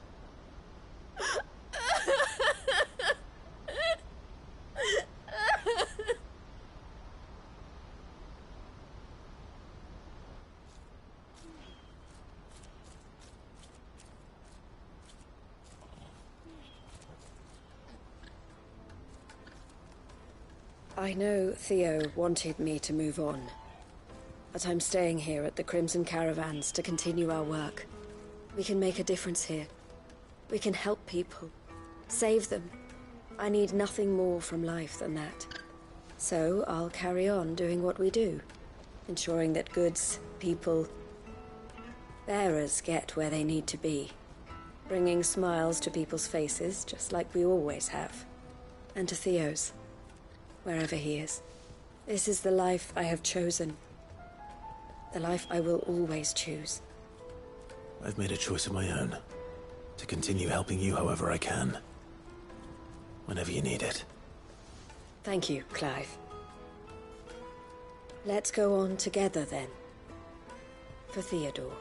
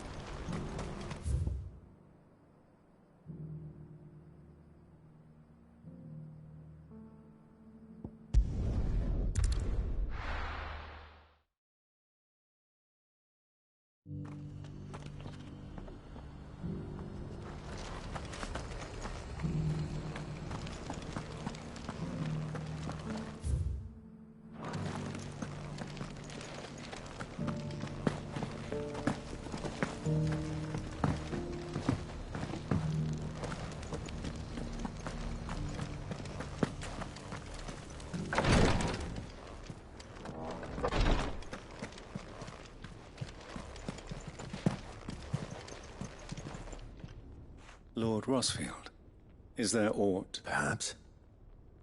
My brother said that you... Have you learned anything of note? Little and less. I see. Be assured, however, that we will not... Even now, our archaeologians scour ruins in... Fallen ruins, I take it. Indeed. Ultima's thralls are as if protecting the secrets we'd see unearthed. Should our methods be of interest, mayhap it would please you to observe. Would that be possible? Of course. Perchance you are familiar with Kretov. I was due to visit my colleagues there to collect... If you would consent to do so in my stead, I'm sure... All right. They will be most Might I suggest you take the road through... It will lead you straight to the village. Thank you. I wish you a safe journey, my lord. May the...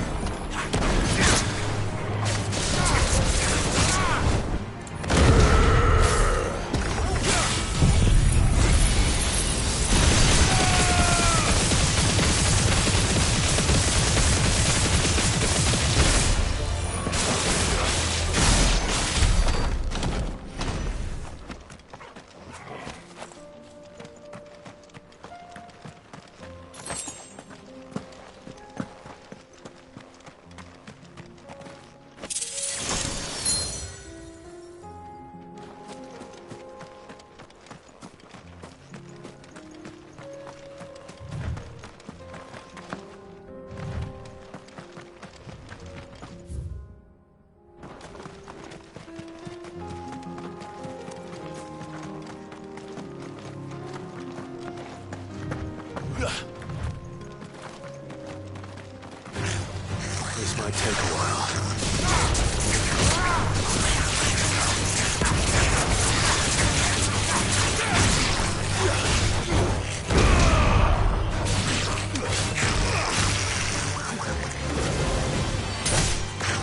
Finished.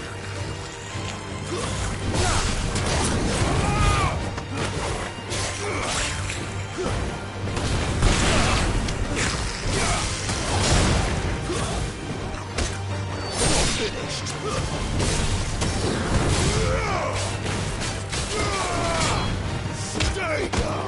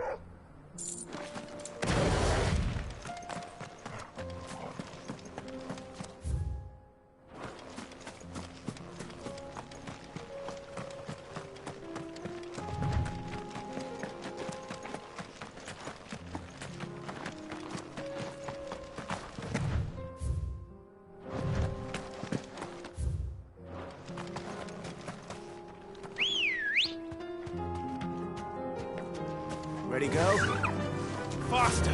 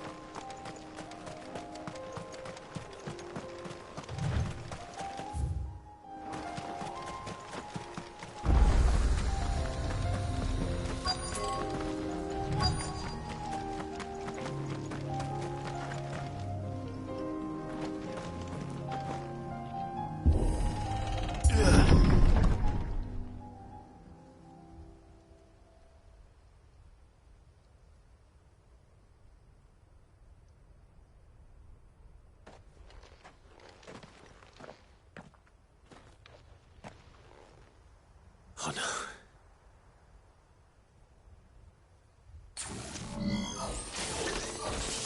You'll pay for this. There may still be survivors.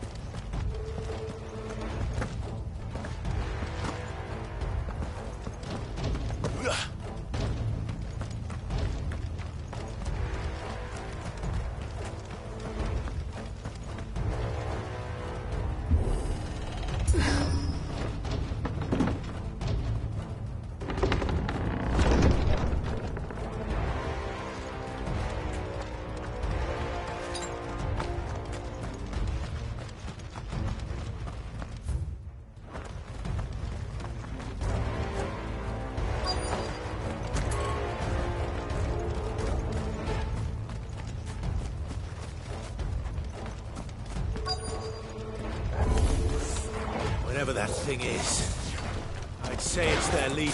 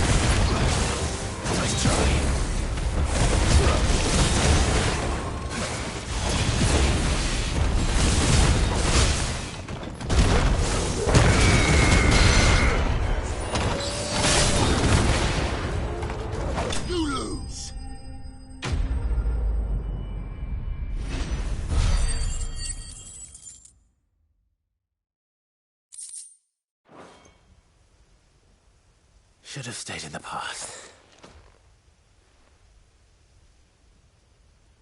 These must be Cyril's colleagues. You have our thanks, stranger. Who are you? Ah, forgive me, my lord. I did not recognize you. You are Lord Rosfield, are you not?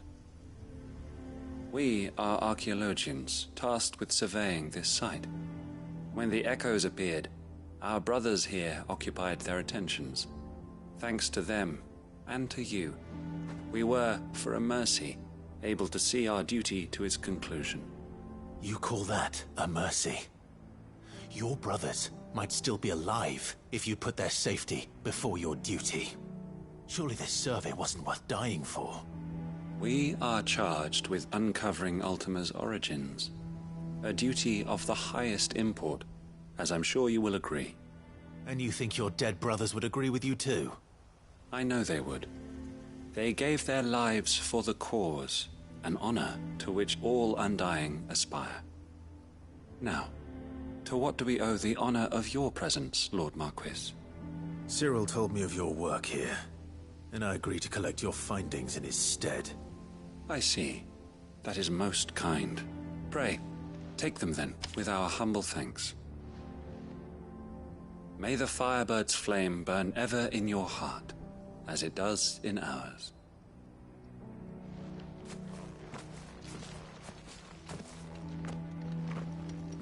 It's one thing to lay down your life for another, but for a survey...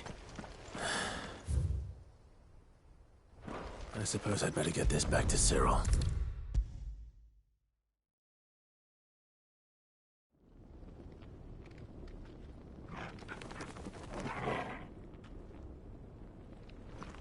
Ah, you are returned, my lord. I collected your colleagues here.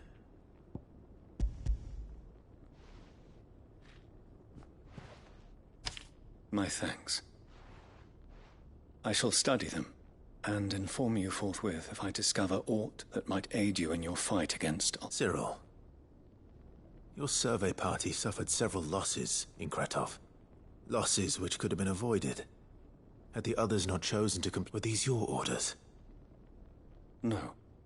This was their choice. Every Undying devotes his life to the service of the Phoenix.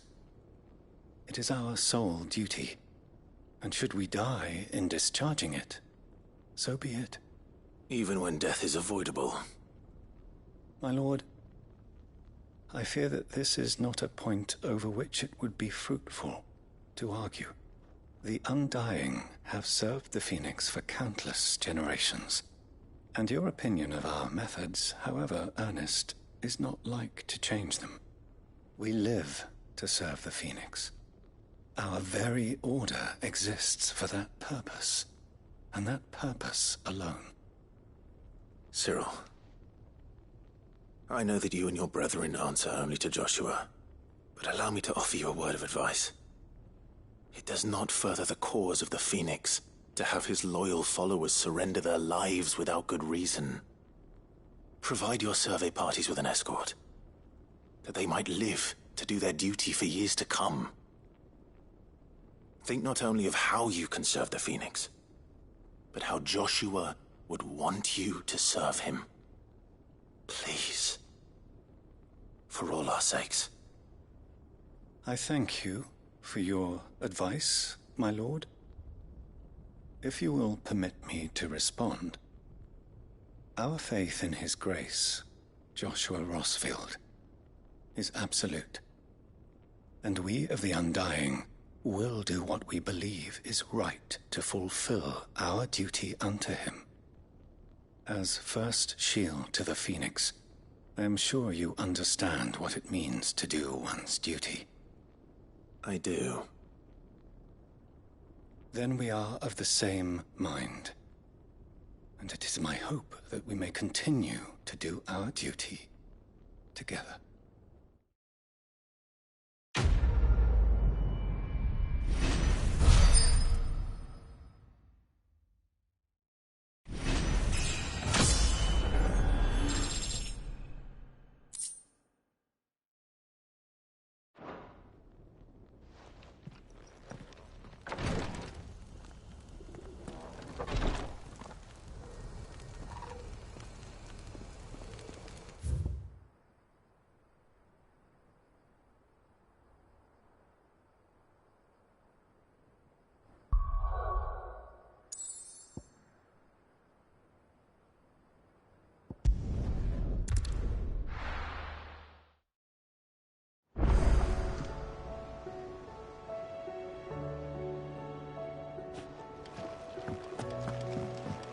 come back.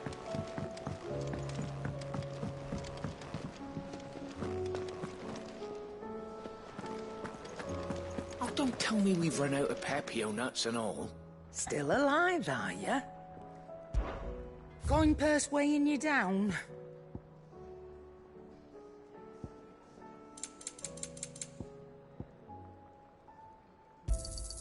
You'll not find a better price than that. It'd better all be here. You're rubbing me blind, you know. Clive. If you're gonna buy something, be quick about it. You'll not find a better price than that.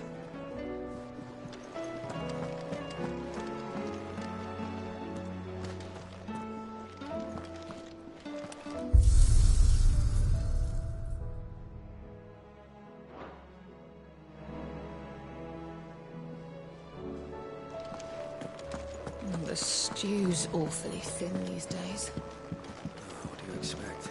Farmers are abandoning their fields and traders their roots. Most of what we have now.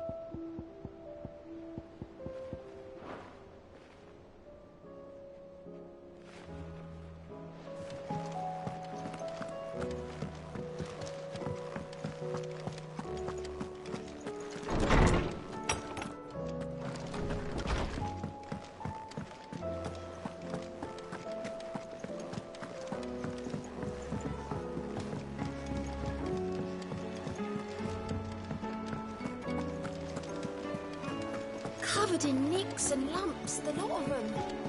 It's a wonder they can still walk.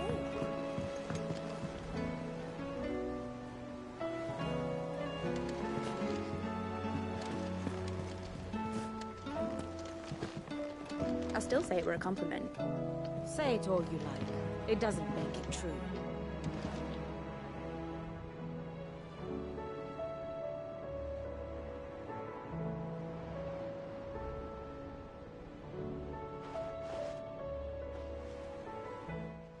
Ah, Clive. I was wondering when you'd arrive. Please tell me you've come to take our young prodigy here off my hands. I'm not here for Mid. I need information on Ash. Then why not ask Molly if you can look in one of her ovens? Go on. As soon as the Enterprise is ready, we'll be setting out for Drake's Spine. And we're going to need a safe place to land. Preferably one that won't see my ship blown to shit and splinters. If it were that easy, do you think Waloed would have resisted invasion for so long? Very little is known of Ash, and the information we do have is spotty and outdated. We have the good King Barnabas to thank for that. Waloed's borders have been closed to outsiders since the day he seized the throne. If there is anywhere safe to land, you won't find it on my map. Then tell us what we will find. I'm sure you know better than we do. But no splinters. All right. If it will get you out of my hair. But interrupt me, and it's over. Understood?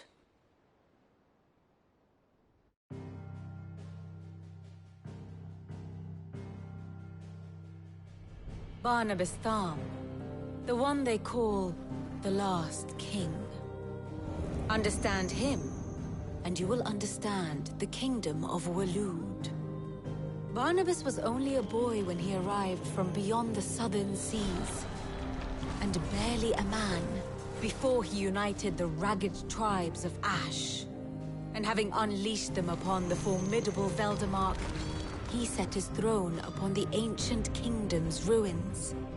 The victory sent shockwaves around Valisthea, tales of Odin's might spreading through every court, parlor, and drinking hole in the realm.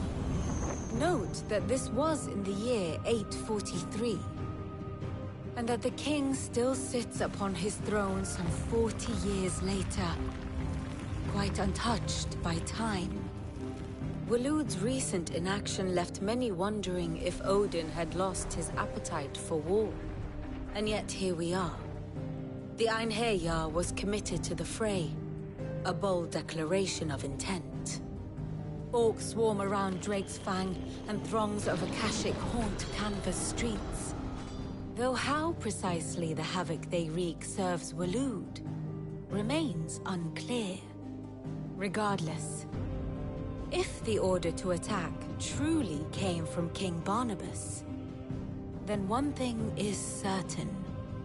Waloed has achieved the impossible, and made bedfellows of beastmen and the ether-addled alike.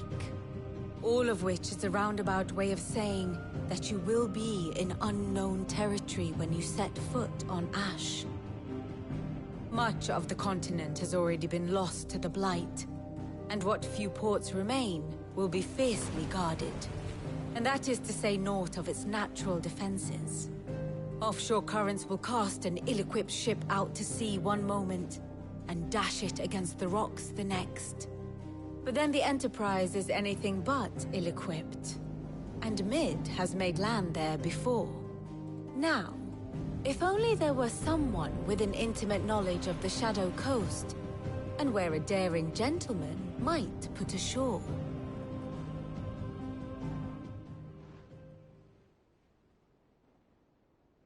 You see, Clive, you had the answer all along. Do you think you can get us back to that beach, Mid? Picked you up from it, didn't I? Not that it were easy. The currents were a right bastard. But then, if it wasn't hard, it wouldn't be worth doing, would it? Well said. Thank you, Lady Vivian.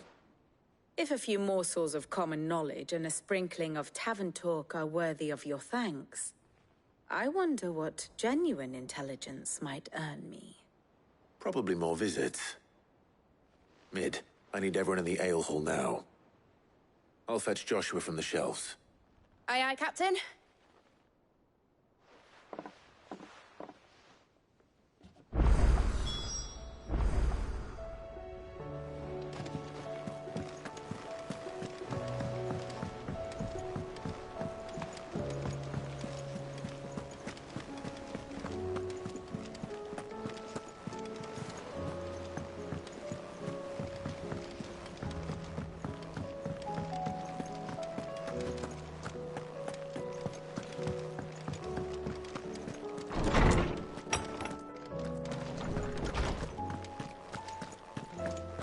I have no reason to assume otherwise.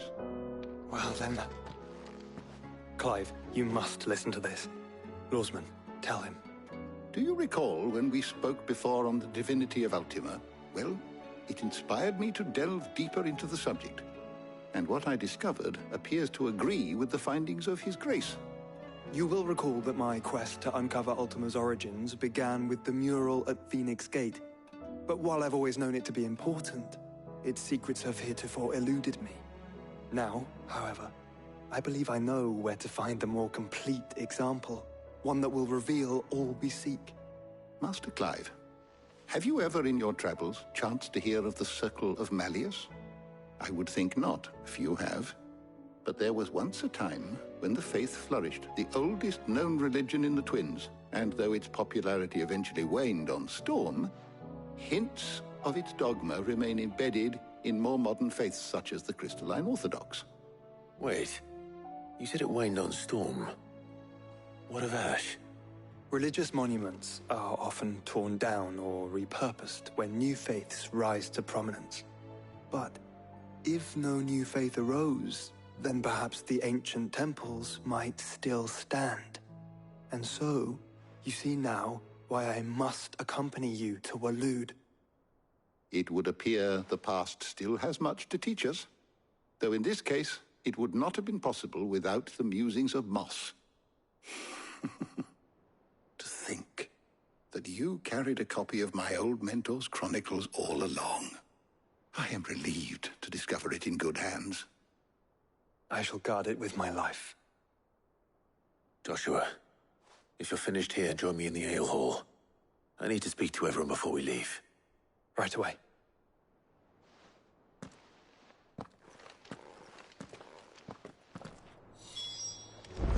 Mid said I could ride the Enterprise next.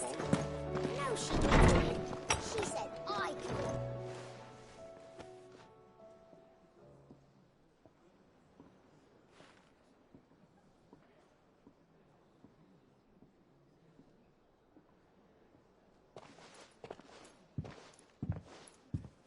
My apologies. By now you've all heard where we're going and why. So I won't bother you with the boring details, only the important ones. If we attempt to approach Stone here by sea, there's a good chance we'll be sighted and fall prey to the capital's artillery. So instead, we'll disembark on the southwest coast and make for Drake's Spine on foot. I say we, but it's highly likely the entirety of Ash is under the rule of Ultima. A large party would only attract unwanted attention, as well as slow our march and require supplies which may be difficult to obtain. Only Joshua and I will be going. And a scout. Preferably a good one. Gav, do you know of any? You bet your ass I do.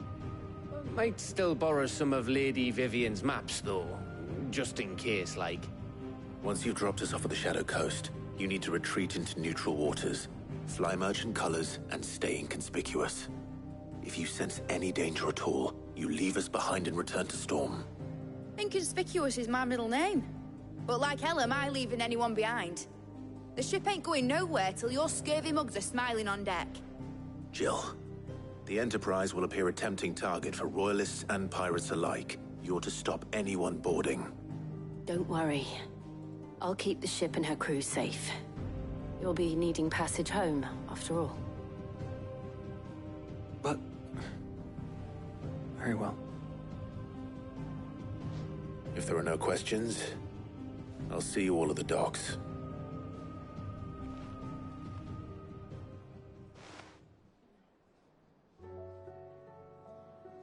Let me know when you're leaving.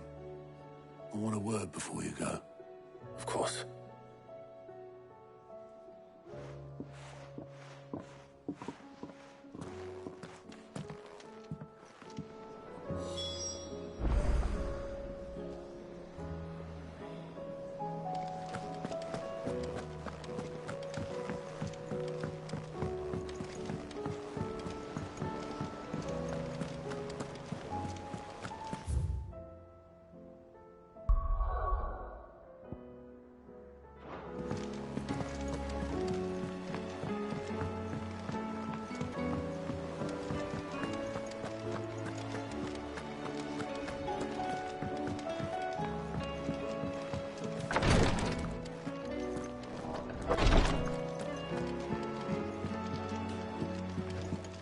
Please, Your Grace, my Lord Marquis.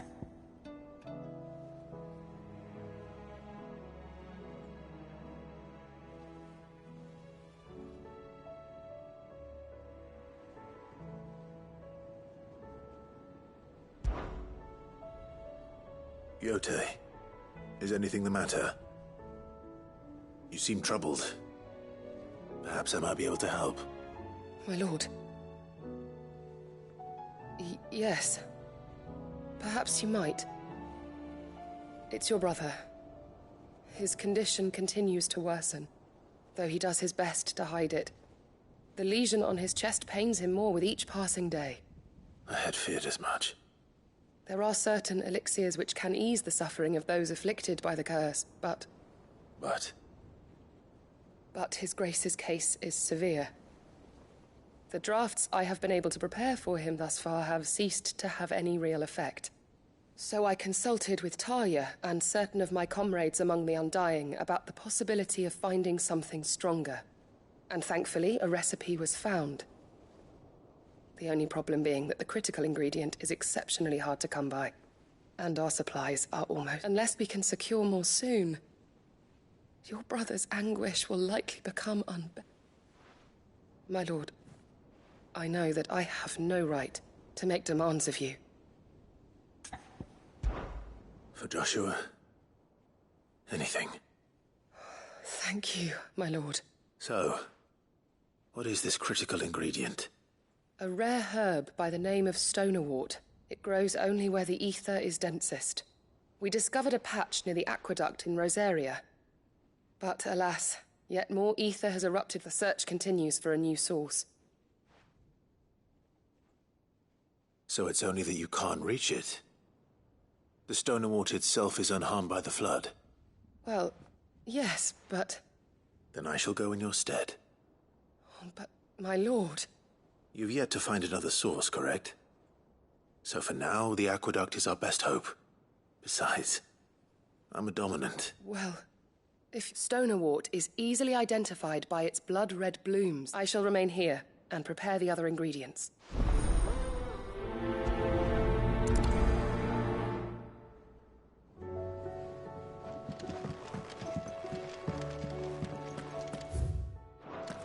Well, what are you waiting for? The crystal isn't going to crack herself.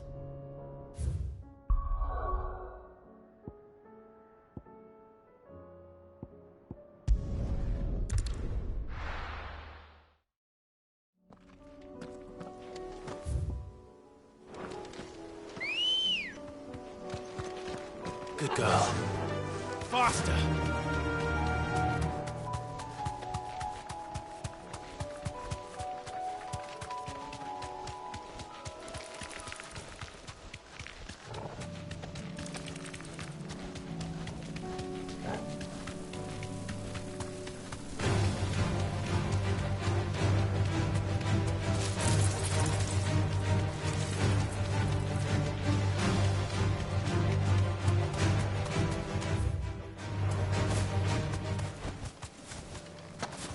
Here's the aqueduct. Now to find our stonewort. Yote mentioned blood-red petals. Just my luck. Well, I won't be picking anything till they're gone. There's only one thing for it.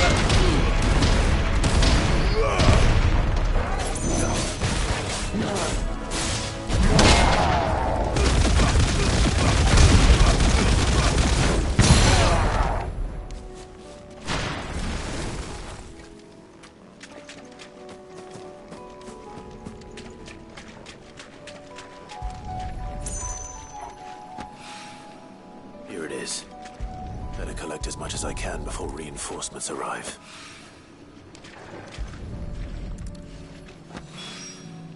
Right.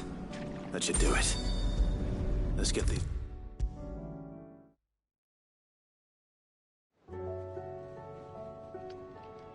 Yote, I brought back all the stone and water I could find. Will this be enough?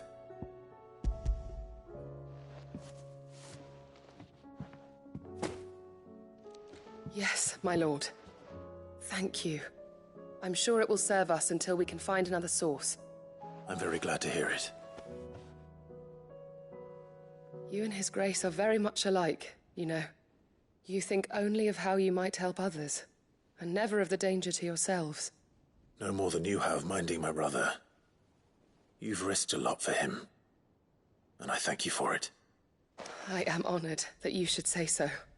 But I beg you, my lord, do not give too much of yourself for the sake of others. We could not afford to lose you. I'll keep that in mind.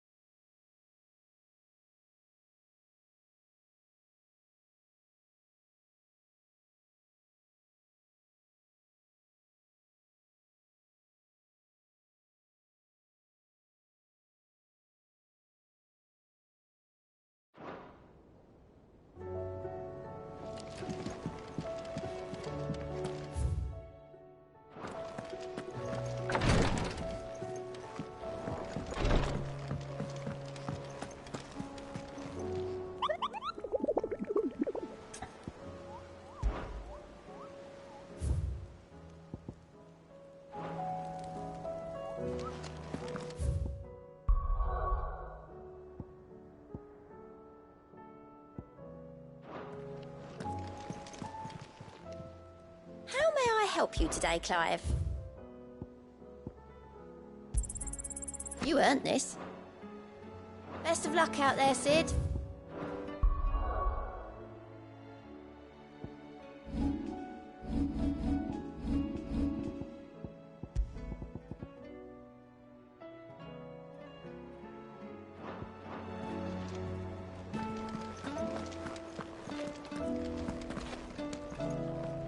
Is something wrong? Not at all. Honestly. Can't a man wish his friend farewell? Just wanted to let you know that I'll keep things in order while you're off saving the world. I'll hold you to that.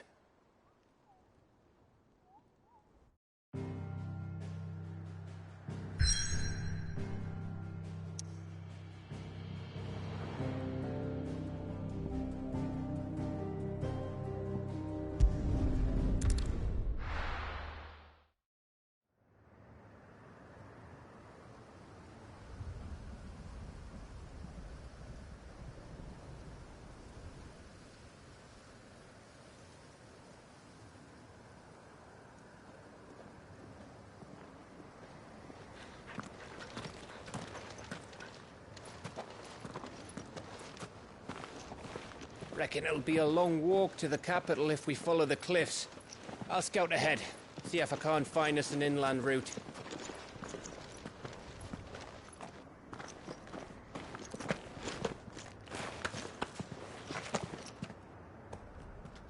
Clive.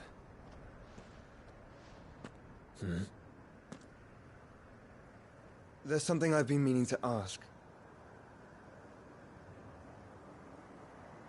You took her icon, didn't you? Yes, I did. She understood.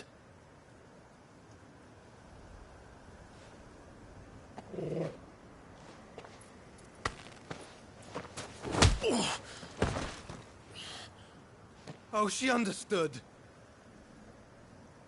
Understood that you decided to save the world all on your own, and that you'd die without her power. How dare you make her choose? You knew damn well she'd never refuse you. But I will. You can't keep pushing us away, Clive. The world is ours to save, not yours.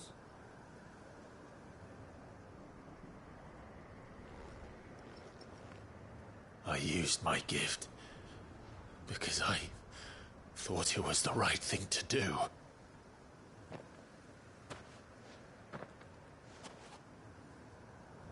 And you truly believe this will save you? Will save us all? I do.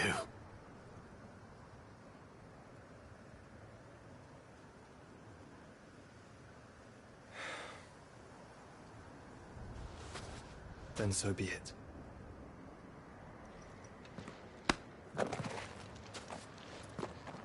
Just don't forget, you're not alone.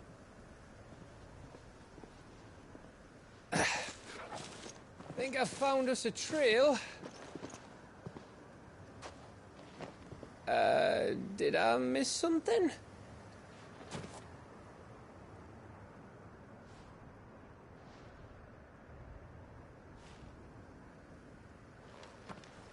Only that Joshua didn't. I don't get it.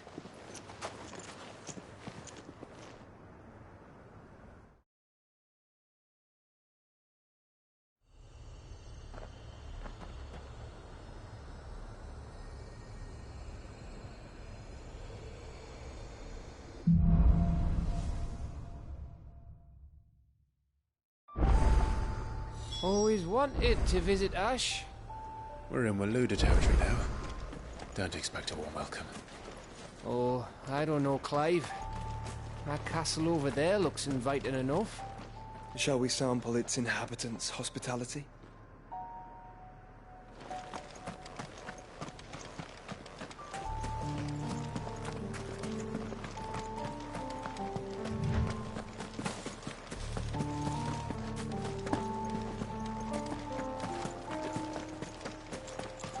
Remember what I said about warm welcomes, Gav?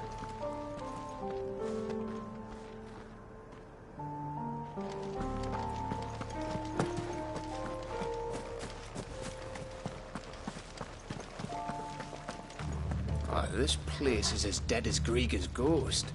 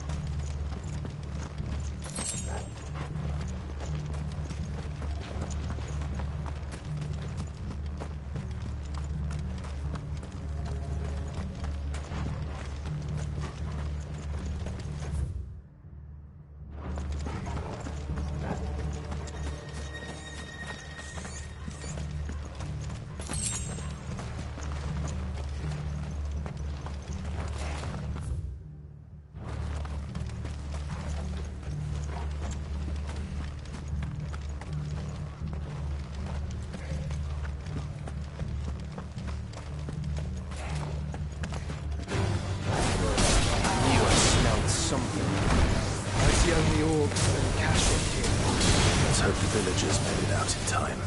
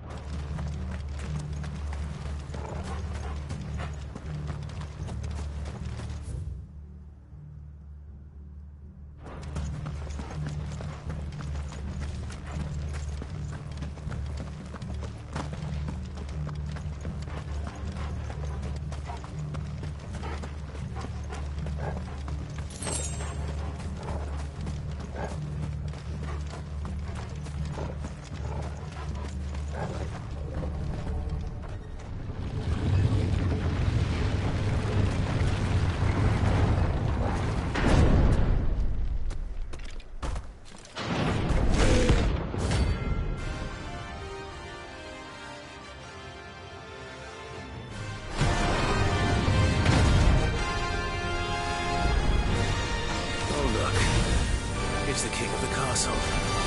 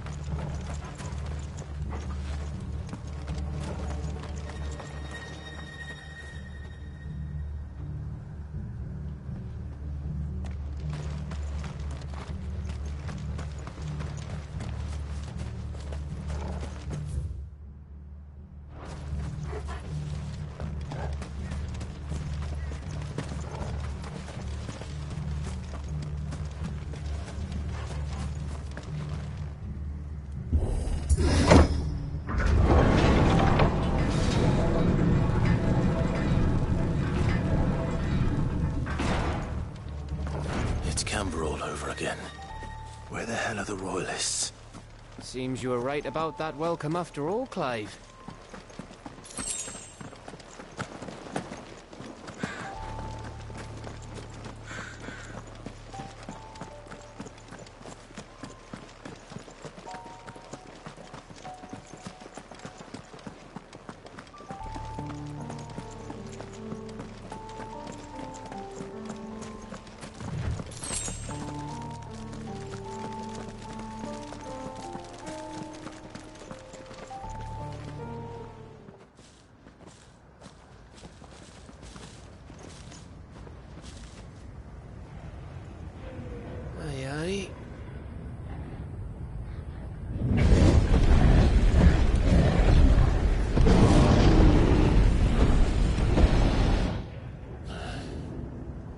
Is the whole of Ash fallen into Ultima's hands?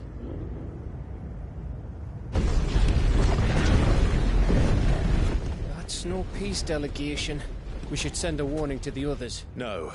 My uncle will have an eye on the coast. I trust he'll find a way to entertain any uninvited guests. Our mark is Drake's Spine, and there's a lot of road between us and it. We press on to Stone here. Aye, you never know. It might not be a nest of slabbering monsters.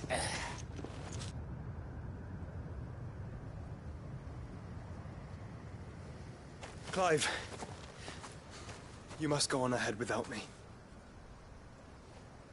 This stronghold is as old as Phoenix Gate, perhaps older. It may yet hide Ultima's remaining secrets, and if we are to best him, they must be unearthed. All right. Stay out of trouble. I always do. Mostly.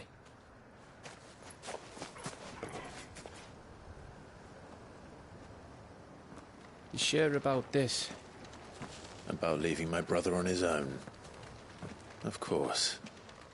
Mostly.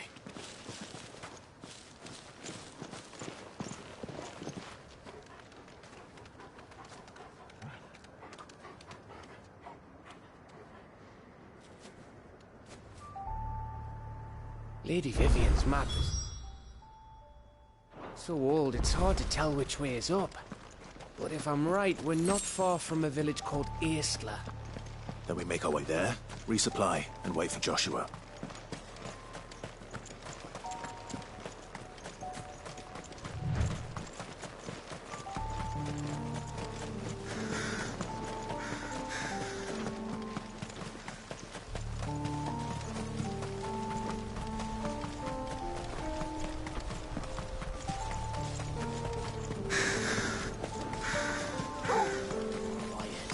This place reeks like a moguls arsehole. Though I'm guessing it's not the smell that will kill us.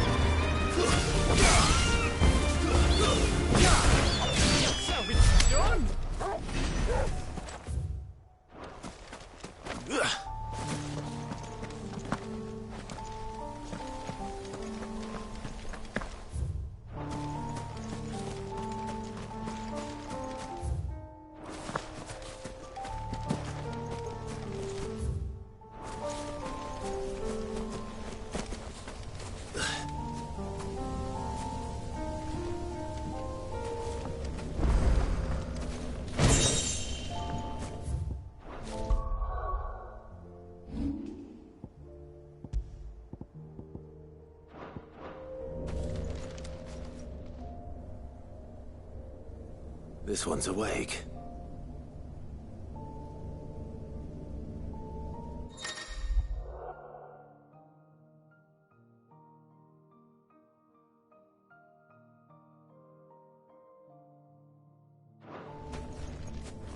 Let's see what's inside.